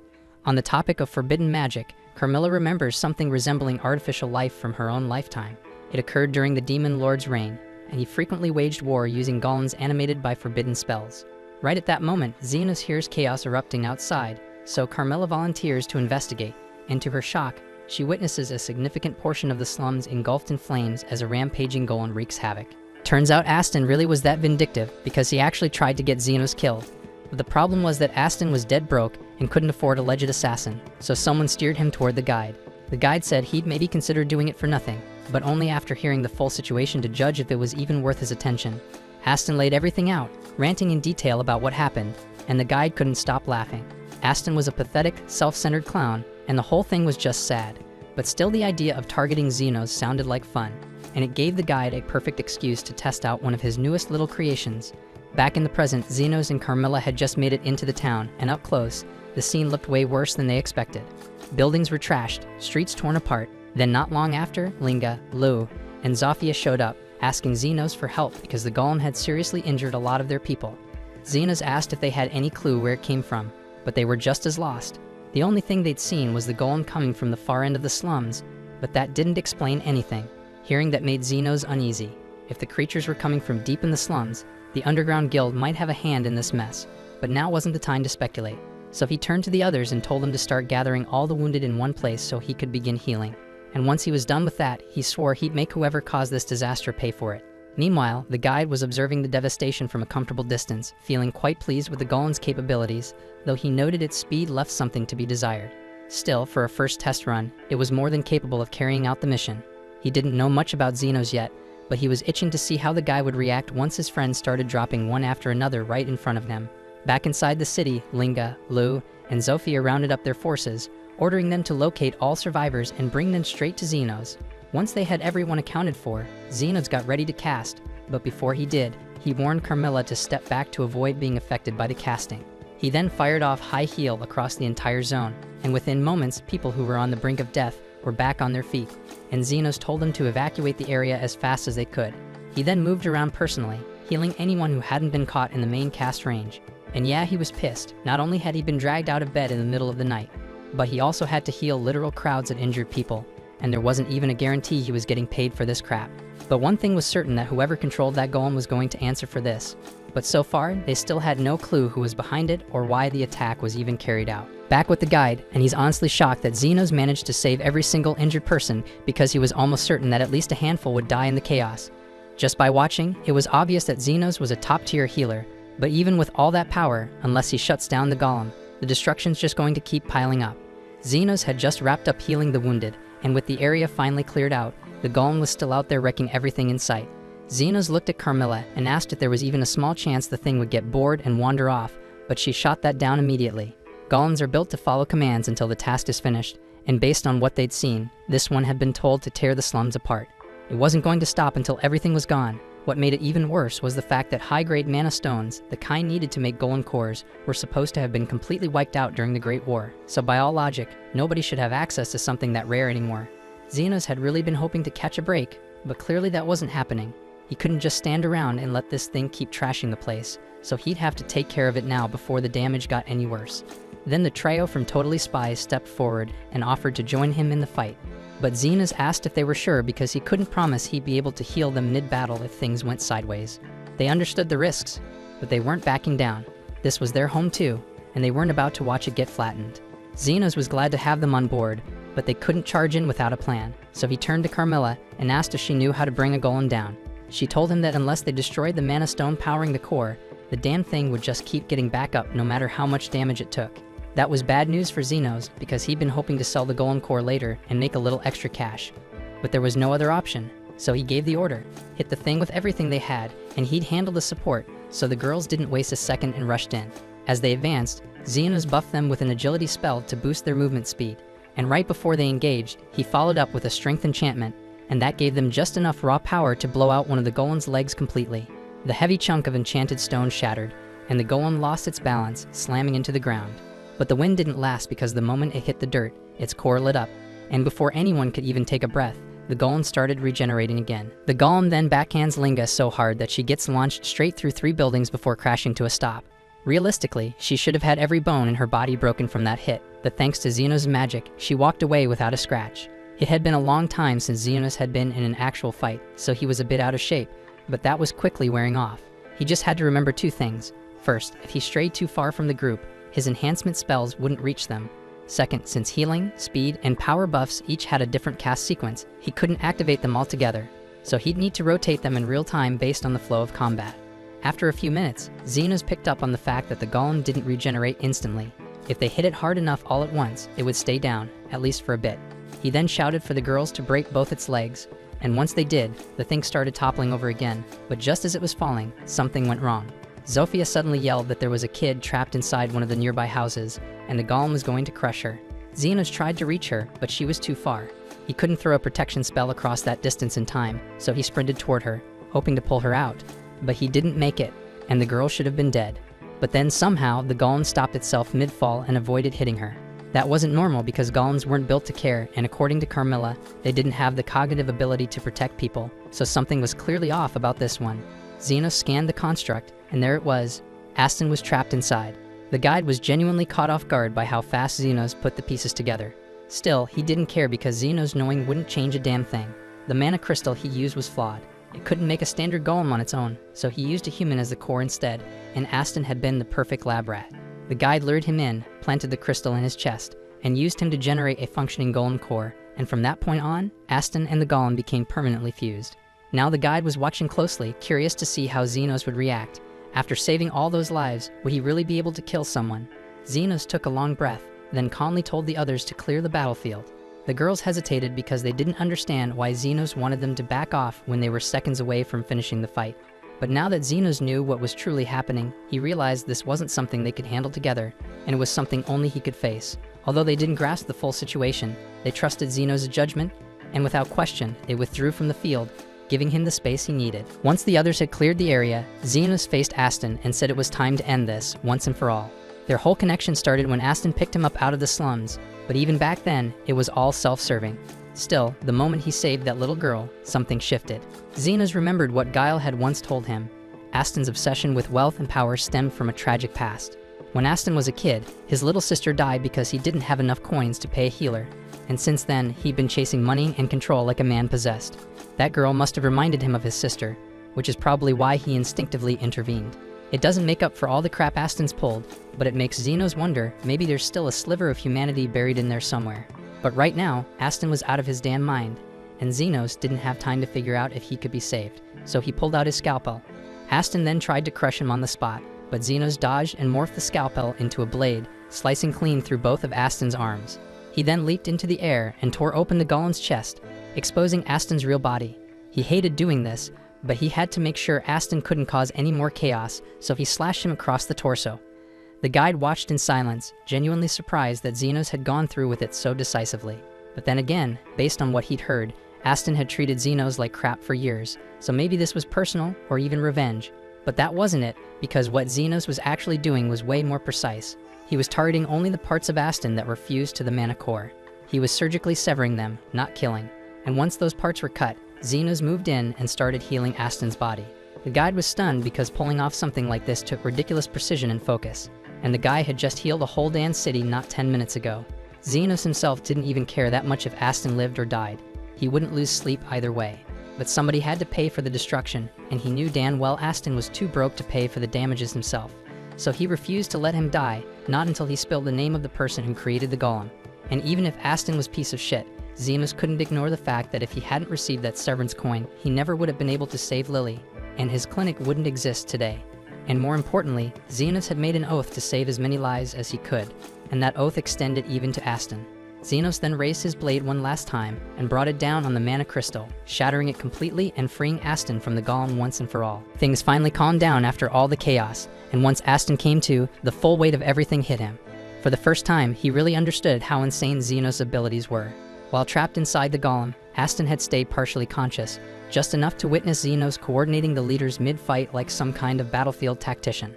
That's when it hit him. Xenos must have been doing the same damn thing back when he was part of Aston's old party. Getting turned into a puppet and used like trash made Aston realize just how much of an asshole he'd been all along. He knew no apology in the world could erase the crap he pulled, but still he had to try. Xenos, however, wasn't having it. He couldn't stand watching Aston stutter out half-baked regrets.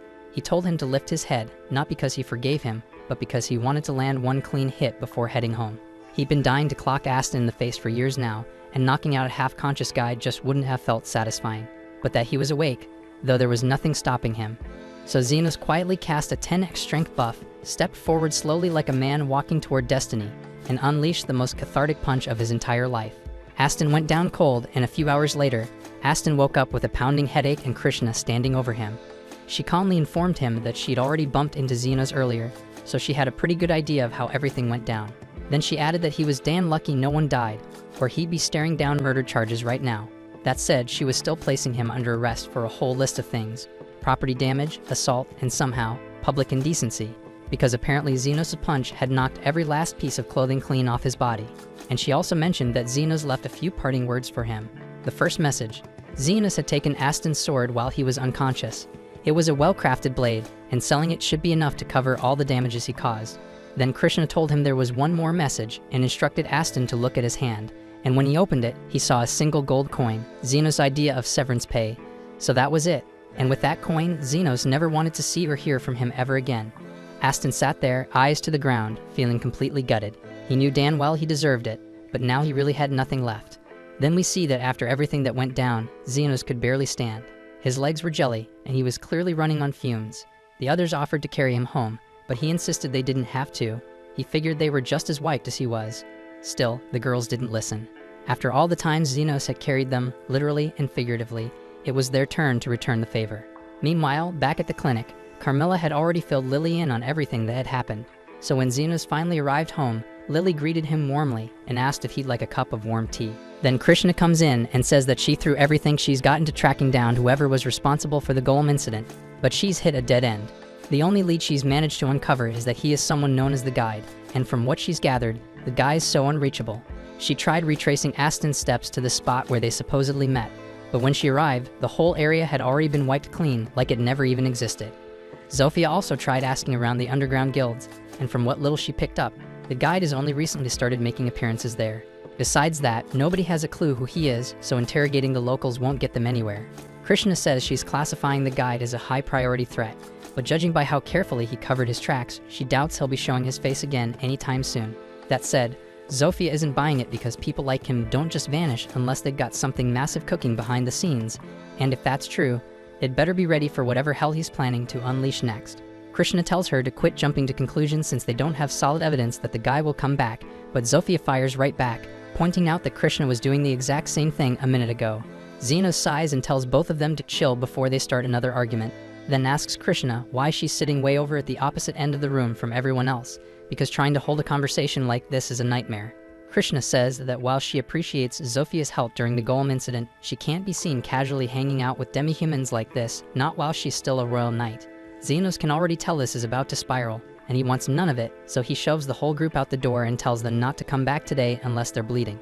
Once everyone's gone, Zenos drops into his seat and tries to unwind, but then Lily shyly walks over and says she's got an idea. She knows he must be wiped out after burning so much mana during the Golem fight, and she's just about to suggest going to a hot spring together when suddenly Zofia barges back in and beats her to it, loudly inviting Zenos to join her for a hot spring trip to cool off. Zenos figures it might be a nice way to switch things up from his usual schedule, so he agrees, and Zofia leaves with a big grin on her face, and Lily is left speechless. Not long after that, Linga shows up. She glances around quickly to make sure the coast is clear, then leans in and asks Zenos if he wants to go hit up the hot spring with her. Zenos is still very much down for the hot spring idea, but he can't really say yes because Zofia already asked him first. But before he can even explain, Linga just smiles and says she'll catch him there, then heads out. Moments after that, Lo arrives and Zenos doesn't even need her to speak because he already knows exactly what she's about to say. Sure enough, she came to ask him to go to the hot spring too, and when Zenos reacts like he saw it coming, Lo takes it as confirmation and cheerfully says she'll see him there. Then a little while after that, the exact same damn thing happens with Krishna. By this point, Zenos is seriously starting to wonder what the hell is going on, and why everyone is suddenly acting like the hot spring is some kind of romantic battlefield. That's when he remembers Lily was about to ask something earlier before the others barged in. But now she just stands there quietly, clearly embarrassed, and Zenos doesn't push it. She doesn't say a word, but it's obvious she was going to invite him too. Meanwhile, Carmilla heard everything from the other room. She's cracking up, watching Lily lose her shot after working up all that courage. Zenos, of course, has no clue what she's laughing about. Still, Carmilla figures things are bound to get fun over at the hot spring, and she's not about to miss out. It's been a long time since she got to relax at one anyway, so she announces she's coming too. Some time later, Zenos is finally chilling in the bath when Zofia struts in. He immediately tells her she's in the wrong spot and this is the men's side, but Zofia waves him off and says it's fine. She hung a fake out of order sign outside, so they shouldn't be interrupted. Zofia came in ready to seduce him, no shame about it. But instead of going full force, she decides to play it casual and strike up some small talk while they sit in the water. She mentions how people keep saying she's different ever since she met Zenos, and he admits it's true, she's way less hostile than she used to be. Still, that doesn't change the fact that she's way too close for comfort right now. Zofia was hoping to catch him off guard and slide right into his arms, but Zenos notices, so she gets impatient and tries to wriggle her way in. Just then, Linga barges in and calls her out for jumping the line, accusing her of sneaking in just to get alone time with Zenos. But let's be real, Linga's here for the same thing. She fakes being lightheaded and starts stumbling towards Zenos like she's about to pass out right into his arms. But Zofia isn't having it and grabs Linga mid-fall, and the two immediately start grappling like a pair of jealous cats. Right in the middle of that chaos, Lewis suddenly rises out of the water like some kind of battle spirit and demands to be part of whatever madness is going on. Zenos stares at her and asks what the hell she's doing here, and more importantly, why she's not wearing a towel. Lou casually replies that she's been lurking under the water this whole time, just waiting for the perfect chance to be alone with him, and as for the lack of clothes, she figured she'd give Zenos a full display of her athletic figure and asks him straight up what he thinks. Zenos squints, but the light behind her makes it impossible to see much. Not that it matters because the entire situation is insane. He just sits there, silently praying that they'll burn off all their energy fighting and leave him in peace. But then of course, Krishna storms in next, furious and yelling at everyone for turning the men's bath into a circus. The others immediately clap back, pointing out that Krishna has no room to talk when she clearly showed up for the same reason. Krishna insists that's not the point, but now all four of them are arguing and fighting over Zenos, and his patience is shot. He finally snaps and shouts for all of them to get lost and head back to the women's bath. It's so loud that Yumin hears him from the other side. She's soaking in the women's bath and can't believe how bold some girls are sneaking into the guy's side like that. But all she can do is hope their drama doesn't mess up her vacation. A minute later, the girls come trudging back into the women's bath, all bummed out that Zenos turned them down, but surprisingly they're not mad at each other. They actually seem to be bonding. Yumin is genuinely taken aback because it's not every day you see a human, a werewolf, an ogre, and a lizard girl all chilling together like old friends.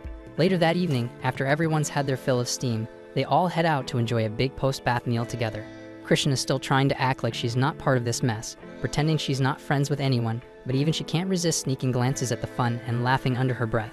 Not long after, Zenos tucks Lily in for the night and steps out onto the balcony, where Carmilla is waiting. She asks if he's finally starting to enjoy the trip, and Zenos admits the dinner was nice. Well, it was nice until people started getting hammered and fighting over who got to sit in his lap. Carmilla cracks up and tells him to savor the calm while he can, because things are bound to get chaotic again soon.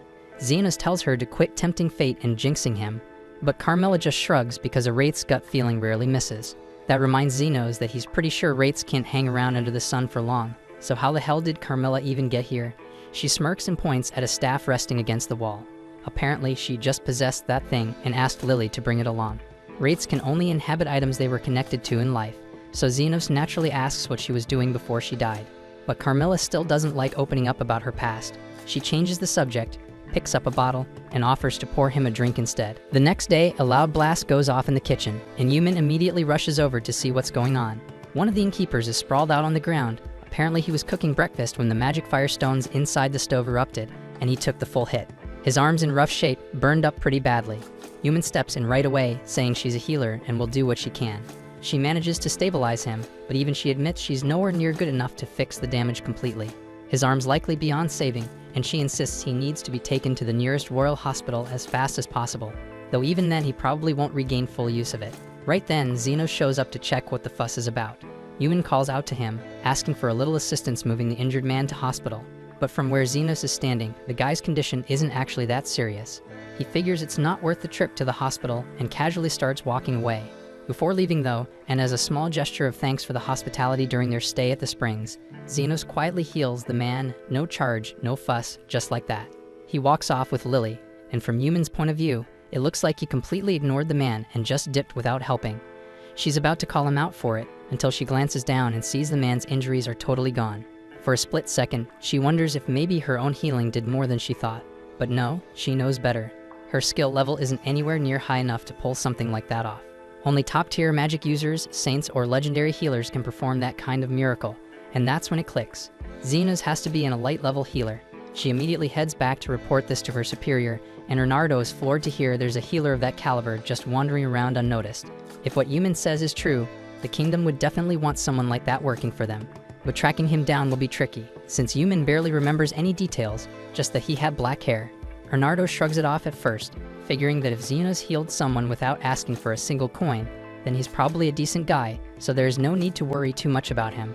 That is, until Yumin casually mentions that Xenos was also wearing a black overcoat, so that changes everything. Bernardo suddenly reconsiders and decides it is worth trying to find this guy after all. Yumin's cool with the idea, but asks how he plans to pull it off, so he takes a moment to think it through. If Xenos has no official registry or license, that must mean he's unregistered and probably working somewhere deep within the slums, which works just fine because Bernardo already has the perfect plan to smoke him out. Later that afternoon, Zahn barges into Xenos' clinic, dragging a half-conscious Bernardo behind him and frantically asks for help. He doesn't know who this guy is, but he suddenly started coughing up blood and collapsed, so Zahn brought him straight here. Xenos quickly warns everyone to keep their distance, just in case it's contagious, and begins a quick diagnostic scan. What he sees isn't pretty because the man's lungs are wrecked, and it reminds Xenos of the symptoms seen in red lung syndrome, so he tells Lily to back off just to be safe. That disease wiped out tons of people back in the day, and it spread fast, but it was supposed to be extinct after the cure was created, so Xenos has no clue how this guy caught it. Suddenly, Bernardo sits up, completely alert, and casually compliments Xenos on how fast he nailed the diagnosis. He introduces himself as a senior healer from the Royal Hospital, although he admits he's not exactly known for his healing magic skills. Right then, Yumin rushes into the room, panicking, and starts scolding Bernardo for doing something as reckless as faking a deadly illness just to meet Xenos. But Bernardo insists he had no other option if he wanted to see him face to face, and besides, the fake illness is starting to seriously suck. He pulls out a vial from his coat and downs the contents, explaining that it's an antidote. He had taken a self-engineered drug earlier that mimicked the symptoms of red lung, knowing it would prompt the locals to bring him straight to Xenos' door, but it's fine now because he's already neutralized the effects. Xenos asks why he even has something like that, and Bernardo says he made it years ago when he was experimenting with red lung strains during the vaccine trials. Hearing this, Xenos immediately realizes that who he's talking to is the doctor responsible for developing the red lung cure, the same one who earned the elite healer title for saving thousands. That aside, Bernardo explains the real reason he wanted to find Xenos was because the way he was described, especially the black coat, because it's reminded him of someone he once knew. He asks where Xenos got it, and Xenos tells him it belonged to his teacher, though he doesn't know where his teacher is now. Moving forward, Bernardo says he's here to offer Xenos a spot working at the Royal Hospital. There's a tricky situation developing, and he could really use someone with Xenos' level of expertise. But then the girls show up, clearly having heard there was some sketchy stranger bothering him, and they're ready to throw hands if needed. Bernardo calmly reassures them that he didn't come here to drag Xenos off against his will. He just wants to extend an offer, plain and simple, and Xenos seems fine with the idea. Zofia gives him a look and asks if he's really going through with it, but Xenos nods and says it's the right move.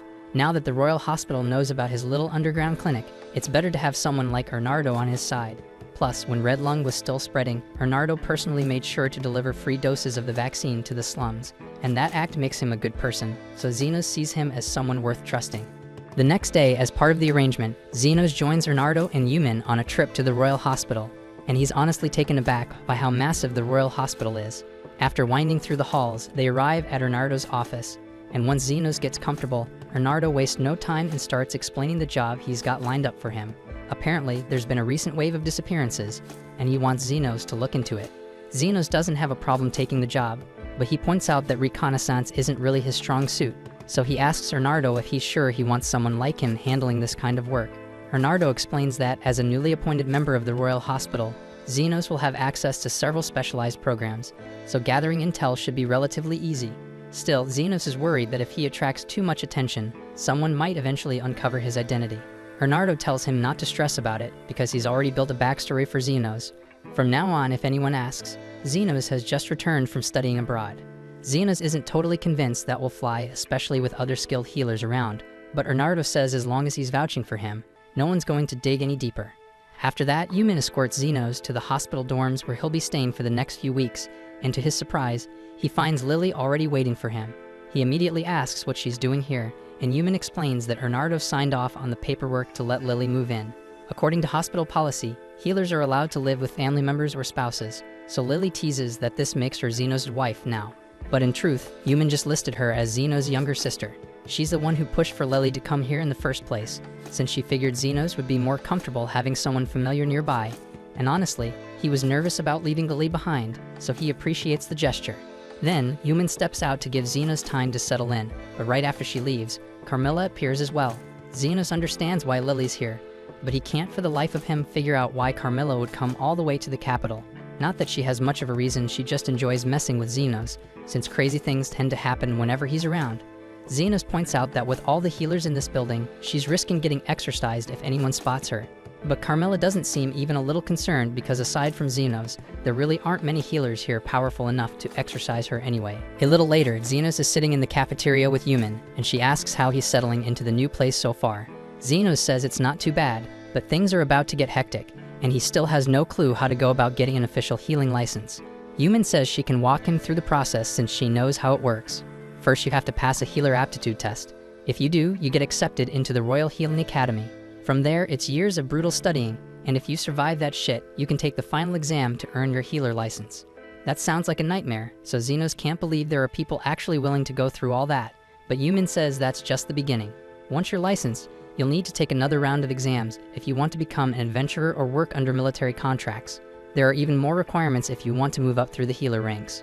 Most folks in this facility are here to do research or level up their academic standing, but all of it just sounds like way too much for Xenos. He cuts her off and asks her to just skip to the part about the missing people. Yumin explains that one of the people who vanished was named Alfred, and he was a top-level healer and a researcher. The guy was known for being gentle and brilliant when it came to medicine, and even Bernardo told her that Alfred played a big role in developing the cure for the red lung disease. Xenos thinks Alfred sounds like someone worth saving, but he still doesn't know much about the situation, so he asks if there are any leads. Right then, the cafeteria doors swing open and Goldrin walks in. Xenos asks who that guy is, and Yumin tells him that's the vice director of the Royal Hospital, also a Class 7 advanced healer. Xenos has no idea what Class 7 means, so Yumin breaks it down. Healers are ranked in 3 tiers, beginner, advanced, and elite, and each tier has 7 levels. So a level 7 advanced healer is the highest point you can reach before hitting elite status. In short, Goldrin's a big deal around here, and apparently, he's aiming to become the hospital's next director. The current director is barely around anymore because he's ancient, so Goldrin basically runs the place now. But under his leadership, things have shifted a lot, but not necessarily for the better.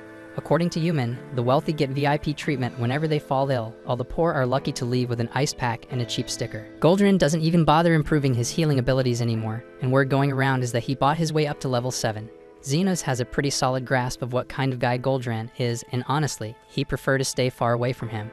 But dodging him isn't really an option, since Yumin believes Goldrin might actually be involved in Alfred's disappearance. Goldrin's known for pulling in every skilled healer he can find to boost his image, and Alfred was one of those standout talents. Xenos asks if Goldrin has ever made a public statement about Alfred vanishing, but apparently he denied having anything to do with it. Xenos gets what needs to be done, but the question is, how the hell is he supposed to get close to someone that high up the ladder? But Yumin says not to stress about it. If Xenos shows off his insane healing skills during one of the hospital's programs, then Goldrin's bound to notice him sooner or later. Xenos knows he's good, but he's never actually gone head-to-head with other healers before, so he has no idea how he stacks up, but he's willing to give it a shot. Right then, one of Yumin's colleagues called Crescent strolls over and asks why she's hiding out in the corner without him. Yumin tells him she's allowed to eat wherever she wants, but Crescent takes it the wrong way and assumes she's just teasing him. Then he notices Xenos and realizes he's the guy backed by an elite healer, which makes him jealous, but instead of starting something, he just throws a passive-aggressive jab, telling Xenos not to embarrass his sponsor and walks off. Xenos turns to Yumin, asking what that was about. She explains that Crescent is a classmate of hers and used to be decent, but ever since Goldrin scouted him, his ego's been out of control. Xenos then thinks back to his early days. Back when he was still a kid, he found a corpse in an alley and started practicing his magic on it, hoping to bring it back. But just as he was about to raise the dead, his soon-to-be teacher smacked him across the head. The guy told him not to waste his talent on corpses and to learn how to help the living instead, and that was the day his life shifted. The man took Xenos in and started teaching him healing magic, alongside another student named Veritra. In just 1 year, both of them were already skilled enough to treat serious wounds. But even then, their teacher warned them, healing a few cuts and bruises is just beginner-level work. You're still a third-rate healer until you learn what healing really means. Back in the present, Xenos is sitting in on his very first lecture at the academy, and the topic for the day just so happens to be undead creatures. As the professor dives into the lesson, Xenos is kind of impressed, not because he's learning anything new, since he picked all this up back during his adventuring days, but the way the material is being broken down makes it easy even for someone without field experience to follow. The instructor then opens the floor for questions, and one of the students raises a hand to ask about wraiths. Unfortunately, the professor doesn't have much to offer on the topic. All he really says is that wraiths sit at the top of the undead hierarchy. Encounters with them are rare, and in most cases, they end with the entire adventurer party getting wiped out. His advice is to run, especially if the wraith is capable of speech. That level of intellect usually means you're dealing with something terrifyingly strong. Xenos is kind of thrown off by that, considering he literally has a talking wraith living at home with Lily. He never realized Carmilla was that dangerous, but yeah, he's not about to say anything and cause a panic. The professor then asks if anyone's actually gone up against the undead before. The first to jump up is of course Crescent. He introduces himself with way too much flair and brags about how he used to be an adventurer and has taken out about 30 ghosts. That gets the class excited, so they all start clapping and hyping him up, which just feeds his ego. Then he notices Xenos isn't clapping and decides to target him, asking how many ghosts he's exorcised. Xenos could easily take on 50 in one go if he really pushed himself, but he doesn't want to draw attention, so he casually says he's handled 30 before. Crescent immediately calls BS, but Xenos holds his ground, clarifying that yeah, he's fought 30 ghosts at once, and the room goes dead silent. The others are in shock, trying to process what he just said.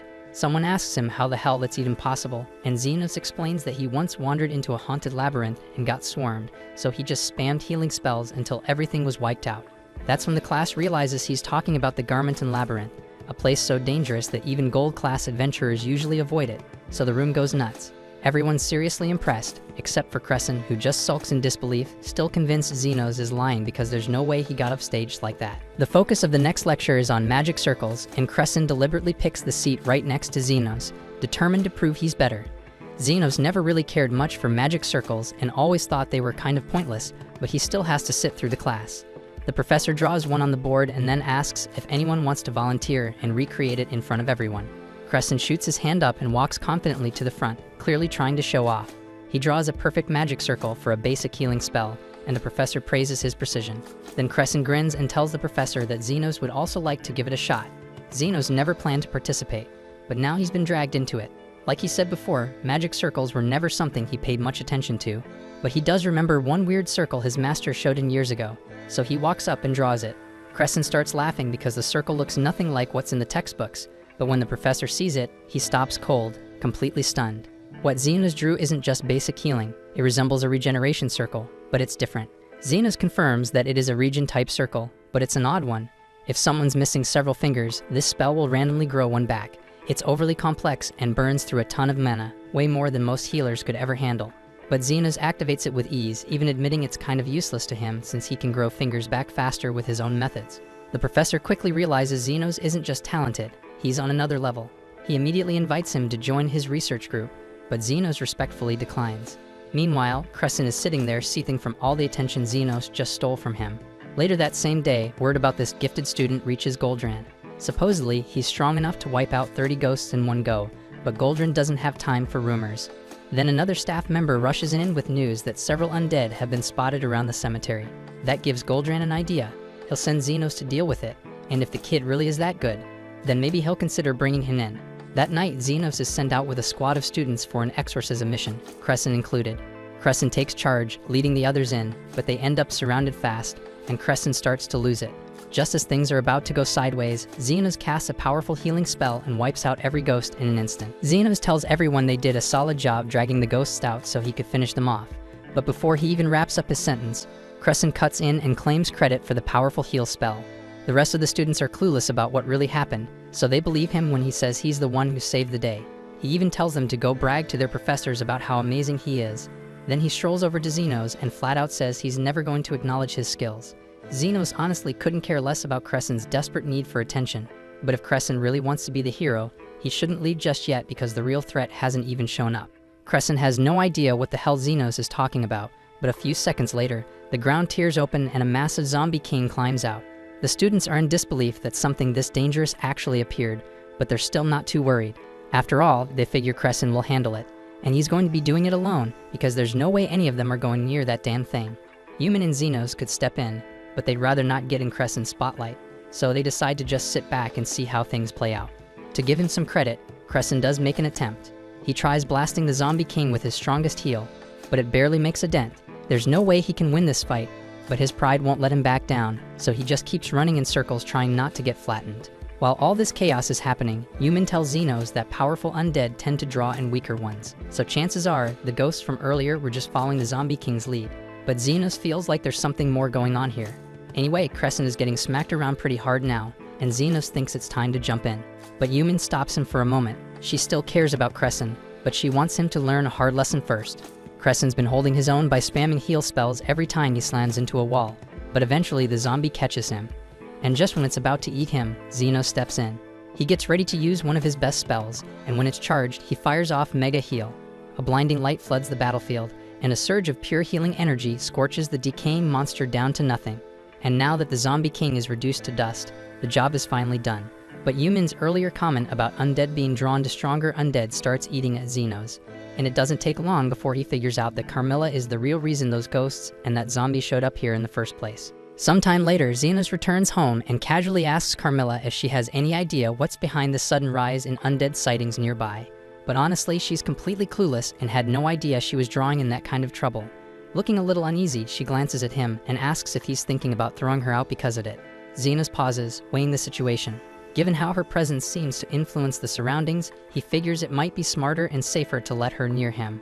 Carmilla's face goes bright red hearing that because no one's ever said they wanted her around in her entire undead existence. So she promises to stick by Xenos' side from now on, but she makes it very clear she's still gonna mess with him whenever she gets the chance. The following day, Crescent checks in with his supervisor, who's eager to give him props for how he handled the recent exorcism. Word is, Crescent took out all those monsters with one massive spell, but Crescent knows that wasn't him, and Xenos who did everything. The supervisor even says that since Xenos didn't stand out, it means the rumors must be exaggerated, so he won't be getting into Goldrin's group after all. Crescent could have kept quiet and walked away with all the glory, but the guilt's eating him alive, so he finally speaks up and tells the truth. Xenos was the one who took out the undead and the Zombie King, and he saw it with his own eyes. After that, he leaves the office feeling like crap because his reputation probably took a serious dive for admitting he lied. But Xenos saved his ass, and now that he's come clean, Crescent's confident Xenos will get into the research lab. So as far as he's concerned, that makes them even. Later on, Bernardo swings by with a smile and tells Xenos that Goldrin's research team has officially reached out, and they want to meet with him. Xenos is glad to hear it, but he's also a little shocked, since he figured Crescent would have taken credit for everything. Still, it means he's cleared the first hurdle in getting close to Goldran, which is a big step. Bernardo tells him not to celebrate yet because there's still an interview with the professor, and that's going to be a whole other challenge. Xenos doesn't get why there are so many hoops to jump through just to join a research faction, but Bernardo explains that Goldrin's got a lot of influence, and he's picky about who he brings in. Xenos then asks why Goldrin has that much pull to begin with. If he's just another advanced healer, shouldn't someone like Bernardo, who's ranked even higher, be the one with more clout? Bernardo laughs and says titles don't always mean much when it comes to real power, especially in his case, since he earned his rank from breakthroughs in drug research, not political strength. Xenos doesn't really get the political side of things, but he says he's heading out to answer Goldrin's summons, and the others wish him luck. He finally shows up to the meeting room, and after Goldrin gives a quick intro, the very first thing he asks is what Xenos brings to the table. Xenos just replies that he's a healer, so he heals people, but Goldrin's not impressed. He says that answer's too basic, and any average healer can patch people up, but someone like Xenos should be aiming way higher. He points out that healers carry serious weight in this country, and honestly, the whole nation probably wouldn't exist without them. Still, it's the elites who get to benefit the most from all that work. That's exactly why Goldrin's goal is to break into the upper ranks, not because he wants to make the world better, but because he wants to cash in on the same system. He believes a person's worth is tied to how useful they are, and he's not interested in wasting time on people with nothing to offer. Once he's done laying out his twisted philosophy, he tells Xenos to recreate the same magic circle he showed off in class so he can evaluate him properly. Xenos has no idea how this helps, but he goes along with it anyway. When Goldrin examines the circle, he stands up and says that starting from tomorrow Xenos is officially part of his lab.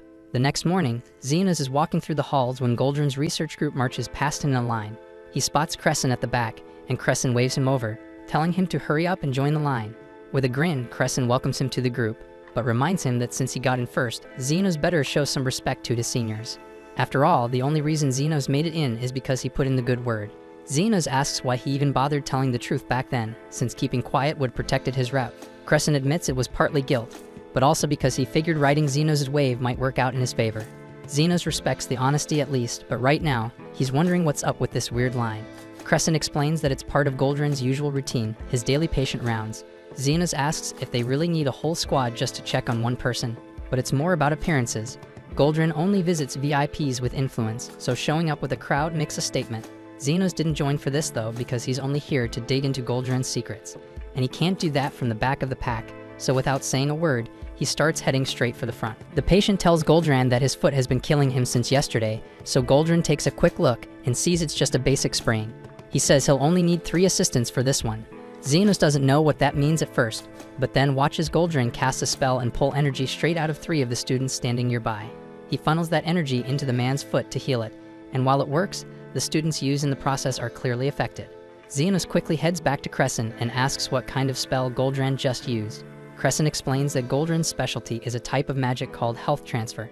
It lets you shift life force from one person into another, which makes it possible to heal big injuries even if the caster isn't that strong. So if someone's hurt, you can basically donate vitality from other people to speed up their recovery. For more severe wounds, the spell needs a lot more life energy, so they usually spread the cost out among multiple people, and the usual downside is just a bit of fatigue. Xenos finds that pretty fascinating, and it definitely explains why Goldran surrounds himself with so many healers. But Crescent tells him that's not the full story. There's word going around that Director Shalbard might be stepping down soon, and Goldran is already trying to lock in votes for the next leadership race. Xenos thanks him for the info, and while they're talking, he decides to ask if Crescent's ever heard of a guy named Fred. Crescent nods and says he knows the guy, but he never really liked him. Fred got invited to one of Goldran's fancy dinner parties and then just vanished. Xenos asks what kind of party that even is, and Crescent says Goldran throws these exclusive dinners for his top-tier subordinates, and it's a big deal to get invited. But after that night, no one's seen or heard from Fred again. Xenos later fills Bernardo in on everything, thinking this might be enough. But Bernardo tells him they're not even close. What they have confirms Goldran was probably tied to Fred's disappearance. But it's nowhere near enough to prove it. He needs Xenos to climb higher, earn Goldran's trust, and get invited to one of those dinner parties. If he can pull it off, Bernardo even promises to pay him more. Xenos agrees to keep digging, even though he was hoping to head home. But on one condition: once this whole thing is done, Bernardo has to come clean about everything he knows about Xenos' old master, whatever the result is. At the same time over in the slums, Linga is busy messing with the lock on Xenos' clinic door, and after a bit of effort she finally gets it open. She came by to tidy the place up for him while he's away. But hey, if she ends up sniffing a few of his belongings while she's here, that's her business. Just as she's starting to look around, she picks up on someone else's presence, so she gets ready to throw hands, but it turns out to be Zofia. They both demand to know what the other is doing here, but Linga quickly catches sight of the mop Zofia is holding, so clearly they had the same plan in mind. A few minutes later, Lo straight up busts the damn door down again because she also showed up with cleaning on her mind. Zofia and Linga kind of figured she'd turn up eventually, though they really wished she didn't have to destroy the door in the process because it's just more work for them now.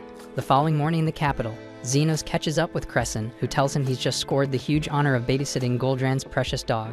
In truth, Crescent is just dumping his pet-sitting job onto Xenos, but Xenos can't help but question if Crescent is actually doing any real research at all. Crescent explains that Goldran's busy holding a private meeting with the 7 top noble houses he's been buttering up, which is why they're stuck watching his dog. Crescent doesn't really mind though, because he figures this is all just part of working his way into Goldran's inner circle. Xenos asks if he's seriously gunning for a promotion, and Crescent says that's the whole point. Once he climbs high enough, he'll be living the high life with all the luxuries that come with it. Xenos seems thrown off, since he figured most healers got into the field because they actually wanted to help people. In a perfect world that'd be true, but Crescent tells him things don't work like that. He admits that there was a time when he dreamed of curing the sick and saving lives, but his healing magic has limits, and it can't fix everything. And since he can't save everyone, he'd rather use his skills to secure money and women and comfort for himself. In other words, living every man's dream. Right then, a guy named Bond strolls over and asks Crescent if he's stuck on dog duty for Goldran again. Crescent brushes it off, saying he's just doing what he's gotta do, but Bonds doesn't buy it. He tells him it's gonna take way more than brown-nosing Goldran if he actually wants to move up in life. After tossing that bit of wisdom, he walks off, and Xenos turns to ask who the hell that was. Crescent says Bonds is Goldran's first secretary, though Xenos finds it hard to believe someone that reckless could even hold a position like that. Crescent gets the reaction, but apparently, Bonds landed the position thanks to being an old buddy of Goldran's, so now he just coasts by without doing much of anything. Right on cue, Bonds suddenly yells out Crescent's name, probably because he overheard him talking smack, and without warning, he hurls a bottle straight at him. Lucky for Crescent, Bonds is too drunk to hit the broad side of a barn, so the bottle completely misses him, but it crashes right next to Goldran's dog and spooks her so bad she bolts. Crescent panics because if he loses Madam Milk, he might as well start digging his own grave, and Goldran would absolutely murder him. He dashes after her, but the moment Milk rushes into the road, a carriage flies by, and bam, she gets hit. Crescent rushes over and immediately tries to heal her. He throws a high-tier healing spell at her injuries, but even after all that, Milk is still squashed like a meat pie. Xenos checks her out and tells him not to panic because he stopped the bleeding, so she'll live. But Crescent is losing it because that's not enough. Even if she survives, she's going to have scars, and the only reason Goldrin loves this dog is because of how perfectly fluffy and flawless she is. So if he sees her like this, Crescent's finished. Xenos doesn't want the guy to get screwed over, so he raises his hand and starts working his own healing magic on Milk. Crescent tries to stop him, saying it's a waste of time. Sure, Xenos has insane power because he did wipe out a zombie king after all, but this kind of healing takes serious skill, and regenerating skin without leaving a mark is something only top-level healers can do. But while Crescent's busy running his mouth, Xenos has already finished. Milk's totally fine, no bruises, no cuts. Hell, even her ribs are as good as new. She's basically perfect again, like nothing ever happened. And Xenos just tells him she should still take it easy for the rest of the day. A while later, Xenos heads back home and finds Yumin already there waiting for him. He asks if something's up, and she says she just wanted to see if he'd take a walk with her. Xenos didn't expect that, but he agrees, and once they're out in the woods, he asks if there's something on her mind. She turns toward him and says she wants to apologize because if she wasn't so useless, maybe she could have caught Goldrin's eye, and then Xenos wouldn't be stuck in this mess. Xenos tells her she doesn't owe him any apology, since Renardo's already compensating him, and honestly, if it wasn't for this whole setup, he wouldn't have even gotten through the gates of the Royal Hospital, let alone gotten a shot at digging into his master's past. There's a lot for him to gain, so he makes it clear she shouldn't blame herself for any of this. Yumin's relieved to hear that, but since he brought it up, she realizes she doesn't know much about this master he always talks about, so she asks what kind of guy he was. Xenos says he's not totally sure because his master was kinda sketchy, to be fair. But the man did teach him to read and write, and shared a ton about magic in the world, so honestly, Xenos owes the guy everything. Yumin says that sounds a lot like her and Renardo because when she first started out as a healer, he took her under his wing and passed down all kinds of research knowledge. That said, Renardo's obsession with his work got so out of hand that his girlfriend ended up leaving him, and ever since, Yumin's been the one looking after him. That definitely raises a red flag, so Xenos asks what her relationship with Renardo actually is, and she tells him Renardo is her uncle, which explains why they're so close. Not long after, Xenos and Yumin are heading back toward the Royal Hospital campus when Crescent suddenly bolts over to them. He drops to his knees, practically pleading with Xenos for help. And judging from the look on Crescent's face, whatever he's gotten himself into isn't just minor, it's damn serious. The scene then shifts to Goldran returning to his office after having dinner with Lord Fennel. His second assistant welcomes him back, but immediately notices the annoyed look on his face, prompting him to ask if something went wrong during the meeting. Goldran says it wasn't anything serious, but during their conversation, Lord Fennel brought up that his daughter has recently broken out in an unusual rash on her face, and he wanted to know if Goldran might be able to help with it. Goldran takes a moment to think it over and figures it's probably a case of odd face disease. It's not dangerous or anything, and it usually clears up on its own, but if Fennel's daughter wants fast results, Goldran would have to surgically remove the affected skin. The problem is, that kind of operation would leave a large scar, and there's no way someone like her would be okay with that. Goldran then noted that there's another way. He could regenerate the skin using healing transfer magic with enough healthy donors, but the girl is apparently so ashamed of how she looks that she doesn't even let people see her face. At best, Goldran might be able to bring in 1 or 2 assistants to help, but that's likely all she'll allow. The whole thing is clearly weighing on Lord Fennel, so Goldran decides to take his mind off it by visiting his beloved dog, Madame Milk. But while heading to her room, he walks past Bonds, who offhandedly jokes that Milk got hit by a carriage not too long ago. Goldran instantly blows up, assuming Bonds had something to do with it. But Bonds tells him to relax, because the dog sitter who was out with Milk used healing magic on her, so she's fine now. Still skeptical, Goldran lets it slide for the moment and rushes to check on Milk himself. And to his shock, Milk actually is okay. She seems a bit tired but has no visible injuries or even a scratch on her, and that makes Goldran stunned because he didn't expect someone could heal wounds so thoroughly that not even a scar remains. And since he left Crescent in charge of watching over Milk, he assumes Crescent must be the one responsible for this flawless healing job. Which brings us back to Crescent's crisis. Goldran has tasked him with healing Lord Fennel's daughter, but Crescent knows he's not up to the job. He explains to Xenos that she's come down with a case of odd face, but Xenos doesn't think it's a big deal since the condition isn't dangerous, and clears up naturally over time. Crescent agrees, but points out that Fennel's daughter is refusing to show her face at public gatherings while it looks like this, so something has to be done fast. Xenos wonders why they don't just slice out the infected area, but Crescent explains the infection runs too deep, so cutting it out would leave a massive scar across her face, and if he's the one responsible for disfiguring the daughter of one of the 7 most influential nobles, he's finished. Yumin then questions why Goldran would even dump this level of responsibility on Crescent in the first place. Crescent says it's because Goldran heard about the situation with Madame Milk, and thinks Crescent is the one who performed the healing. Yumin tells him to just come clean and admit it was actually Xenos who healed her, but Crescent is terrified that if Goldran finds out he took credit for Xenos' work again, he'll be kicked out without hesitation. That's why he's begging Xenos to help him pull this off without fail. Right then, Lily arrives with some tea for the group and introduces herself as Xenos' younger sister. Crescent is totally taken aback because he had no idea Xenos had such an adorable little sister. Lily happily accepts the compliment but quickly adds that she already belongs to Xenos, so no matter how sweet Crescent is, she's off limits. That's not at all what Crescent meant when he praised her, so he tells her that since he and Xenos are already pretty close, that practically makes him family, meaning she's his little sister too. But Xenos comments that he doesn't recall ever agreeing to that big brother relationship. The following day, Goldrin brings Crescent to Lord Fennel's estate, and Crescent brings Xenos along with him. But as soon as Fennel greets them, he looks visibly distressed. He explains that there's been a complication. His daughter Charlotte is now refusing to allow any kind of procedure. Charlotte says she's terrified of ruining her looks and no longer wants to take any risk of being scarred. Still, Fennel is confident that Goldrin can find a way to treat her without harming her appearance, and pleads with him to help persuade her. Goldrin agrees to try convincing her, so they all head over to Charlotte's room to have a talk. Fennel goes first, reassuring his daughter that the surgery will go just fine and that she can believe him because he's always been honest with her. But Charlotte quickly brings up the time he promised to buy her a fox fur coat for her birthday and didn't follow through.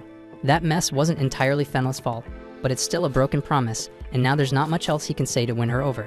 Next up, Goldrin steps in and tells Charlotte that he's a doctor from the Royal Hospital, and she has nothing to worry about because he'll handle the operation himself. But Charlotte isn't buying that shit because she's convinced someone might have paid him off to purposely mess up her face.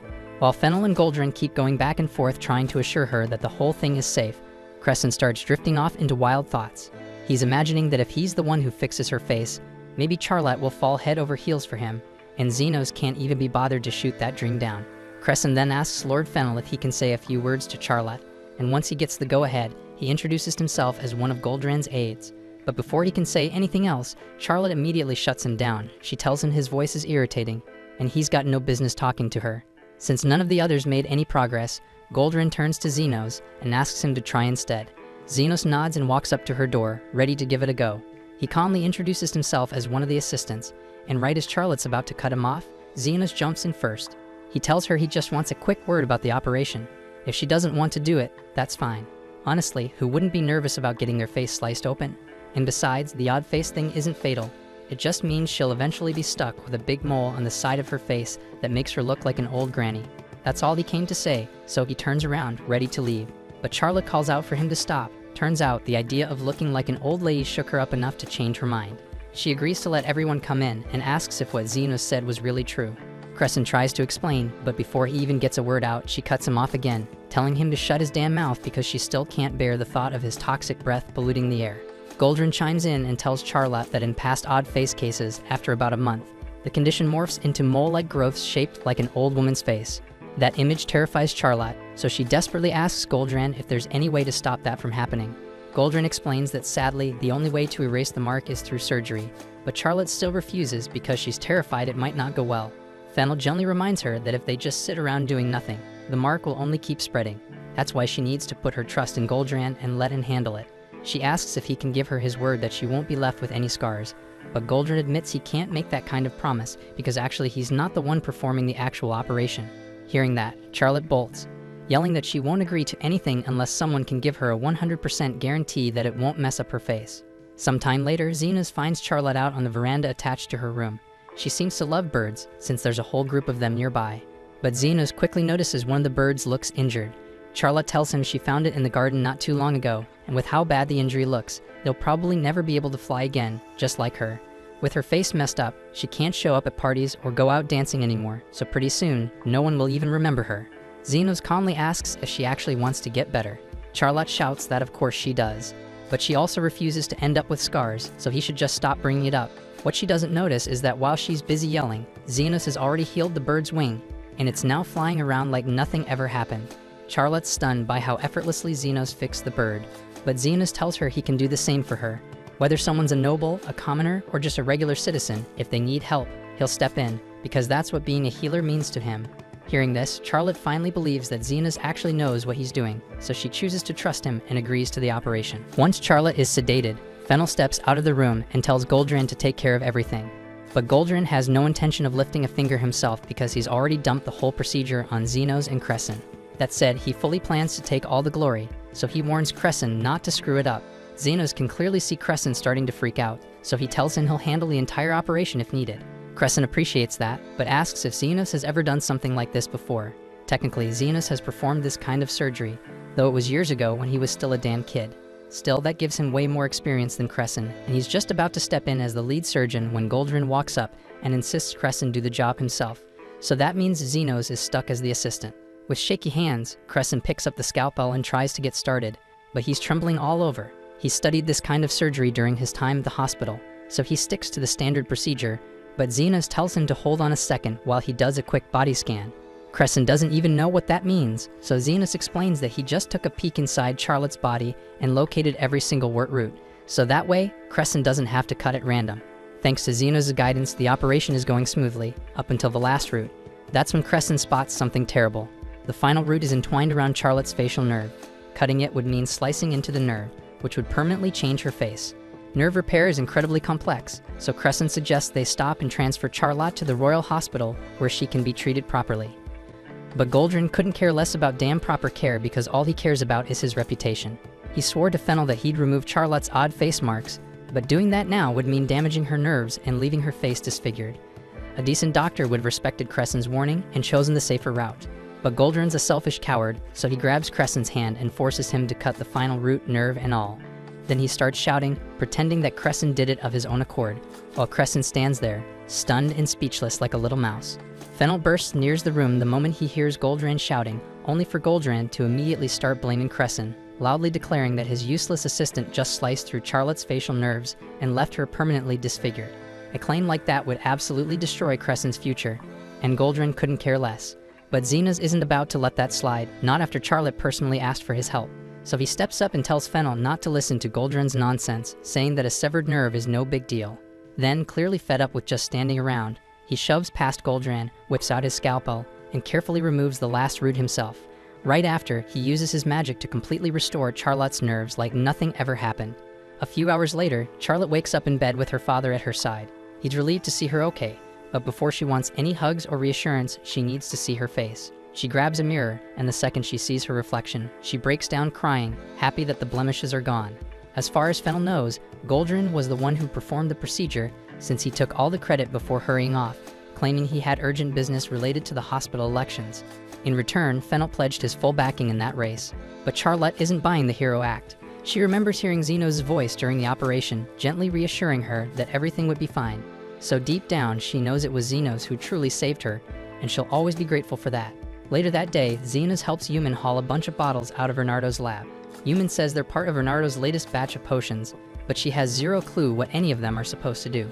While they're in the storage room, Crescent comes dashing in with big news. Both he and Xenos have been invited to one of Goldrin's exclusive dinner parties. It sounds like a major opportunity, but Yumin notices that Crescent doesn't seem all that thrilled. He claims to be excited, but truthfully he's a bit uneasy about dealing with Goldrin again after what happened. Still, it might open some important doors for him, so he decides to go anyway. The party's happening tonight, and Crescent tells Xenos he'll catch up with him downstairs in the hall. Soon after Goldrin's grand event begins, and once all the guests are comfortably settled, he steps forward and proudly declares that he's secured backing from Lord Fennel. With that key endorsement, his rise to becoming the next director of the Royal Hospital is practically guaranteed. Just a matter of wrapping it up before the month is out. The whole room breaks into applause, and even Crescent, who was feeling unsure about all this earlier, ends up enjoying himself, since it's the perfect chance to rub shoulders with all the elite names Goldrin brought together. While Crescent stays busy mingling, Xenos shifts into investigative mode to dig up anything on Afred. After a bit of probing, he finds out that Afred was seen looking after Bonds at the last dinner gathering. So Xenos heads over to Bonds and casually asks if he remembers running into someone named Afred at the last party. Bonds does remember him, says that while everyone else was busy networking, Afred was the only one who brought him a glass of water. According to Bonds, the guy was kind of odd, but at least he liked him. None of the other guests cared, since Goldrin usually warns his pupils not to talk to Bonds and calls him a liar. Xenos finds it weird that Goldrin would trash-talk Bonds like that, especially after giving him such a high position as first secretary. Lily curiously asks why Goldrin gave him such a good role if he doesn't actually do anything, so Bonds tells her it's because he and Goldrin go way back. But when she presses him on how they met, he snaps and tells her to drop it because he doesn't remember. Xenos figures pushing Bonds any further is pointless because he's already way too drunk to remember anything useful, but Lily's not convinced. She's pretty sure Bonds is hiding one of Goldrin's big secrets, so she grabs a waiter and asks for several more bottles of wine, planning to keep pouring drinks until Bonds slips up and spills everything. For the rest of the night, Lily lays on the charm, hyping up Bonds nonstop while keeping his glass full. Eventually, she gets him completely hammered, exactly what she was aiming for. Even though it's going well, Xenos is a bit rattled seeing someone like Lily pull off something this slick. She tells him she picked up the move from Carmilla, and he's not too thrilled that Carmilla's been teaching Lily shady tactics. But regardless, it worked, so he leans in and asks Bonds directly if he knows what happened to a Fred after their last encounter. Bonds is barely hanging on, but he mumbles that he remembers a Fred walking him outside for air, so Xenos figures he'll try the same move. Maybe if they retrace those steps, Bonds might start opening up again. He helps guide the stumbling drunk toward the garden, hoping the fresh air will spark some memory. But on the way out, Bonds stumbles and drops his wine bottle.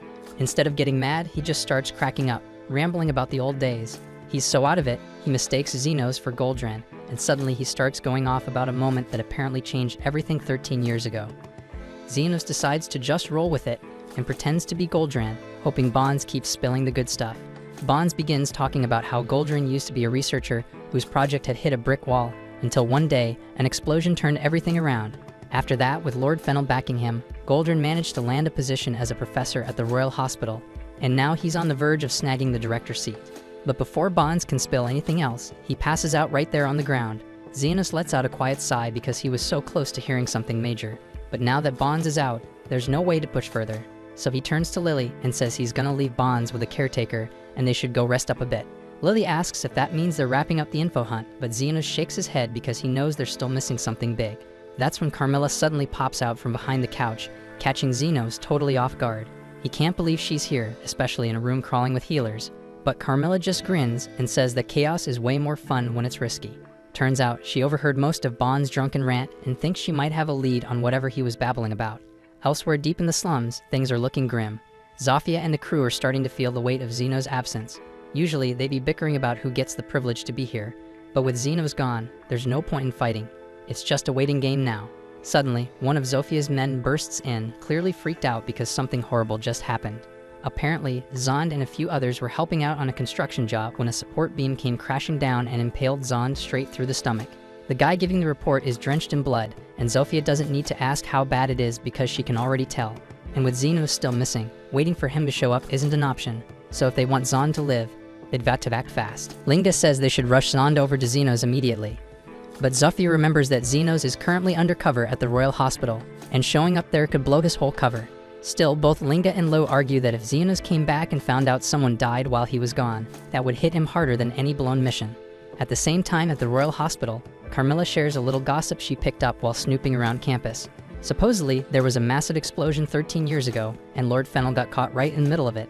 But somehow, despite how destructive it was, Fennel walked away without a scratch. And from that day on, he's been loyal to Goldran. When a powerful noble suddenly owes their life to a healer after a disaster, most people assume that healer saved their life. But based on how bad that explosion supposedly was, Fennel should have needed a complete rebuild from head to toe. Xenos then points out that full body healing is doable as long as the person's heart is still ticking. But while he might be capable of pulling that off, there's no shot Goldran had the skills to do it. So Lily thinks someone else had to be the real savior. She believes another healer must have stepped in and patched up Fennel. But before Fennel woke up, that healer left the scene. Goldran probably jumped in, claimed all the credit, and used that moment to get Fennel in his pocket and boost his way through the hospital ranks. Lily also figures that Bonds must have witnessed everything and has been blackmailing Goldran with it. And when Offred was looking after Bonds at the last party, maybe Bonds let something slip. That might explain why Offred vanished, afraid Goldran would come after him. Just then, Crescent walks in, saying he's been hunting all over for Lily. He just finished chatting with some big-name guests and wanted to introduce her, thinking it'd be good networking. But Lily brushes him off, saying she couldn't care less about politics and would rather stick with Xenos. Still, since Crescent won't back off, she agrees to tag along for now. After Lily heads off, Carmilla leans in and asks Xenos if he's considered the other possibility behind the explosion. Sure, Lily's theory makes a lot of sense, but based on how Carmilla described the blast, there's no way Fennel was the only one caught in it. A whole crowd must have gotten hit, yet somehow the only survivor just so happened to be the exact noble Goldran needed on his side. Now toss in the fact that Goldran knows how to do life force transfers, and the pieces start clicking. Goldran likely drained all the wounded, funneling their energy into Fennel, which means he basically sacrificed a bunch of people just to save one. Technically, under this kingdom's law, that wouldn't even count as a major offense. Still, Xenos hates the idea of throwing away lives like that, and considering the details, it's possible Offred found out the truth and managed to stay off Goldran's radar. Carmilla asks what Zenos plans to do now that he knows all this, but he just says he's going to report everything to Bernardo and move on because it's not his job to pass judgment. Zenos gets up to return to the party, but as soon as he walks in, he notices the whole room focused on something outside. He asks Crescent what's going on, and Crescent says there's some commotion at the main entrance. When Zenos looks out, he spots Yumin standing at the gate. The guards have her blocked, telling her no one gets in without an official invite from Goldran. But Yumin insists it's urgent and she needs to speak with her friend now. Suddenly, Lo calls out Zenos' name from the crowd. Zofia quickly scolds her for blowing their cover, saying this is exactly what they were supposed to avoid. Lo apologizes, but Zan's condition is critical, and there's no time to play it safe anymore. When Goldran hears there are demi-humans outside, he flips out and demands that the guards remove them at once. But Linga knocks the guards down instantly, and Lo storms in with Zan slumped over her shoulder. She shouts for Zenos, saying it's an emergency, and as soon as people hear her say his name, murmurs start spreading, and everyone wants to know if Zenos really associates with demi-humans. Zenos tunes out the crowd and turns to Lu, asking what the hell's going on. She tells him Zong was seriously injured in a construction mishap. They rush to the hospital dorms looking for Zenos, but instead bumped into Yumin. And after laying everything out for her, she let them know that Zenos was actually here. Goldran storms over and demands to know what Zenos is doing associating with demi-humans. Zenos brushes him off and tells the others he's heading out to help.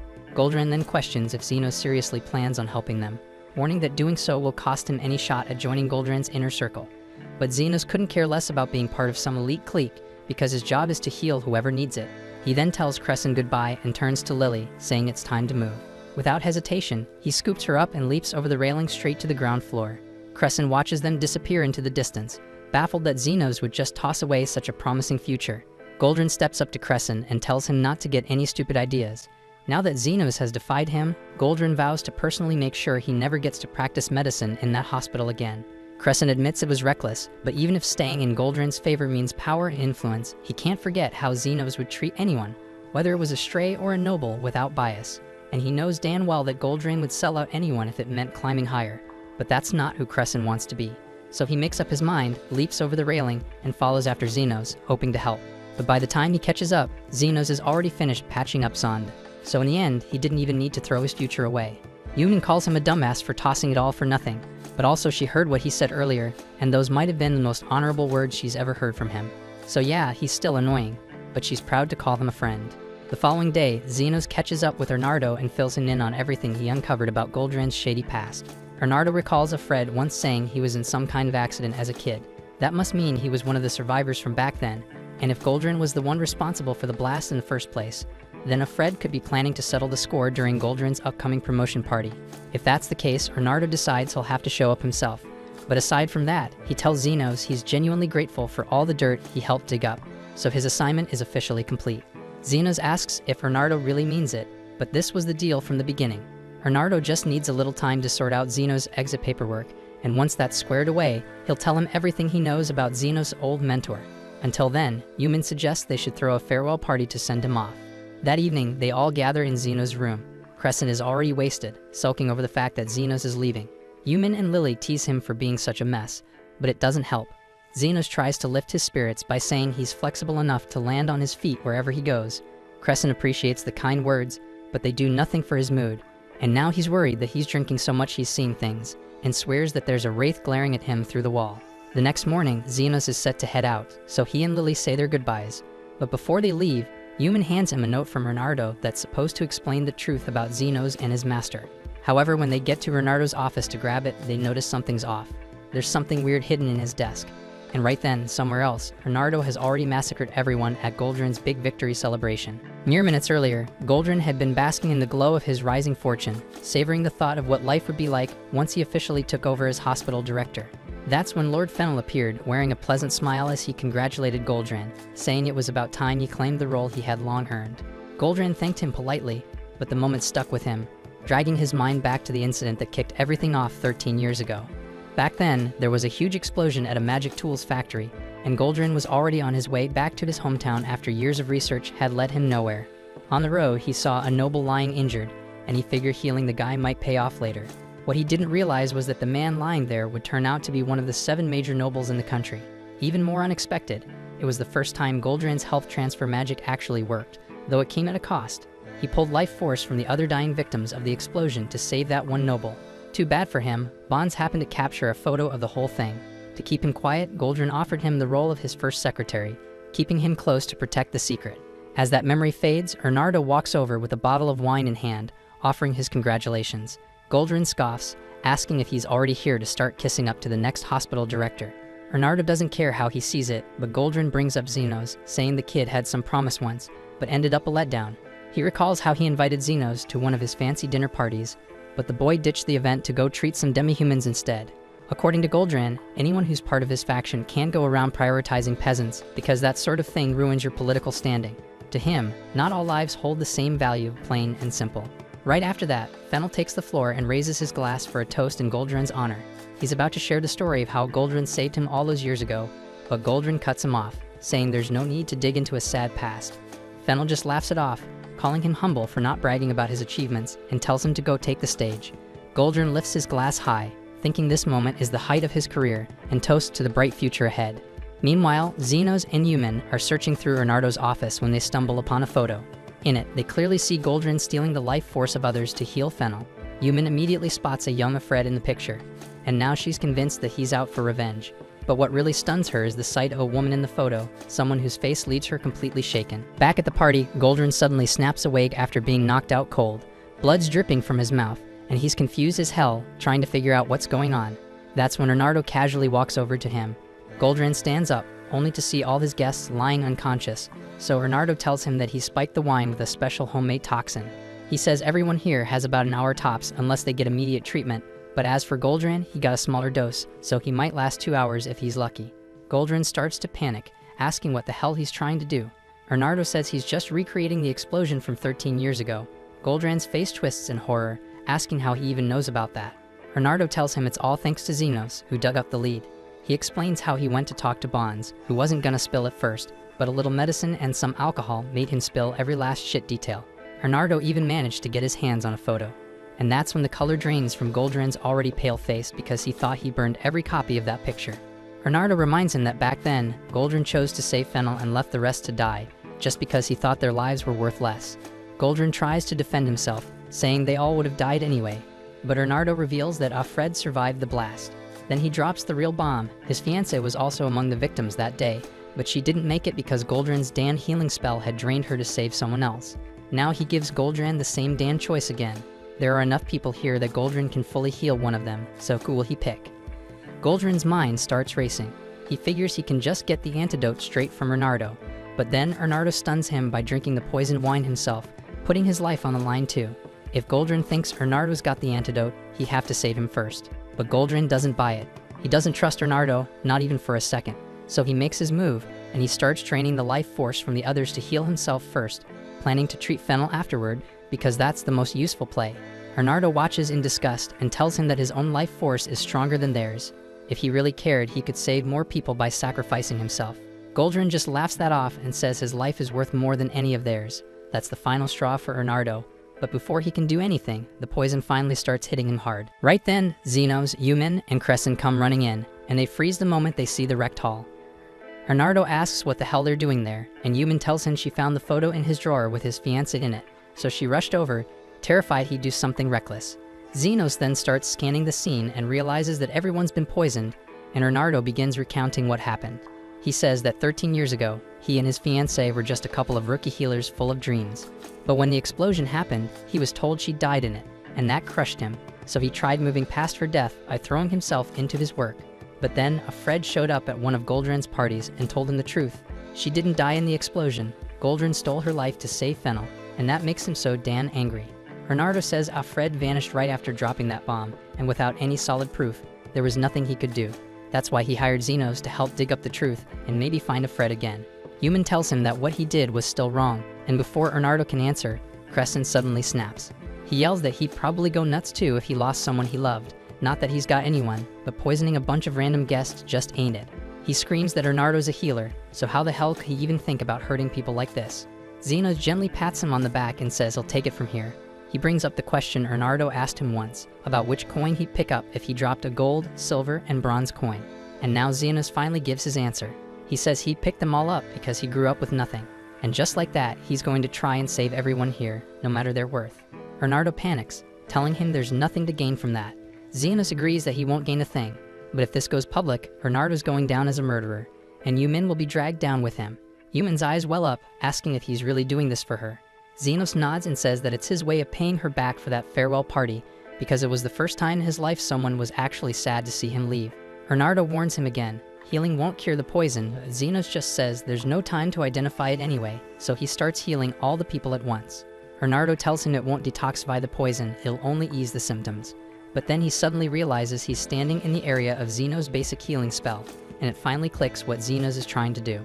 Xenos explains that most toxins naturally leave the body over time if the person doesn't die first, and what he's doing is helping everyone's body hang in there long enough to fight the poison off. So it's just a matter of whether his healing outlasts the poison. Yumin and Crescent step up to help too, and Xenos tells them to stick with the ones who look the weakest. Bernardo watches in disbelief because the basic heal spell isn't even supposed to last this long. But Xenos just shrugs and says he wouldn't know because he never had a formal education to learn the limits. That hits Bernardo and he starts opening up. He talks about his fiancée, how she became a healer just to save lives. She was the most decent, selfless person he ever met. And then there's Goldran, the exact opposite. Bernardo says he just couldn't sit back and watch someone like that become director. That's why he snapped. But now, looking at all this, he regrets everything. He thanks Xenos for pulling him back before he turned into something even worse, and Xenos tells him sure, he can thank him with a bonus, because healing this many people sure is hell ain't easy. Soon, all the guests start waking up one by one. The poison's finally out of their systems, but Goldran's still lying there, pale and twitching, and he starts yelling at Xenos to heal him too. Xenos calmly tells him he doesn't take orders, especially not from someone like him. Goldran grits his teeth but can't do anything, so he tells the healers from his own faction to help him instead. But then the memory hits them, how he tried to drain their life force while they were unconscious, and none of them move, and they straight up refuse. Xenos looks down at him and says he's still willing to do it for the right price. He scribbles down a number with more zeros than mistresses in his sorry life, and the old man flips out, saying that's robbery for a simple heal. Xenos shrugs again, saying then he can just die. So Goldran panics and agrees on the spot, but before Xenos casts anything on this jerk, Fennel walks in. He tells Goldran that they'll be having a very detailed talk later, and it finally hits him that he's about to lose everything. Not long after, Bernardo gets locked up, and Xenos and Yumin come by to visit him.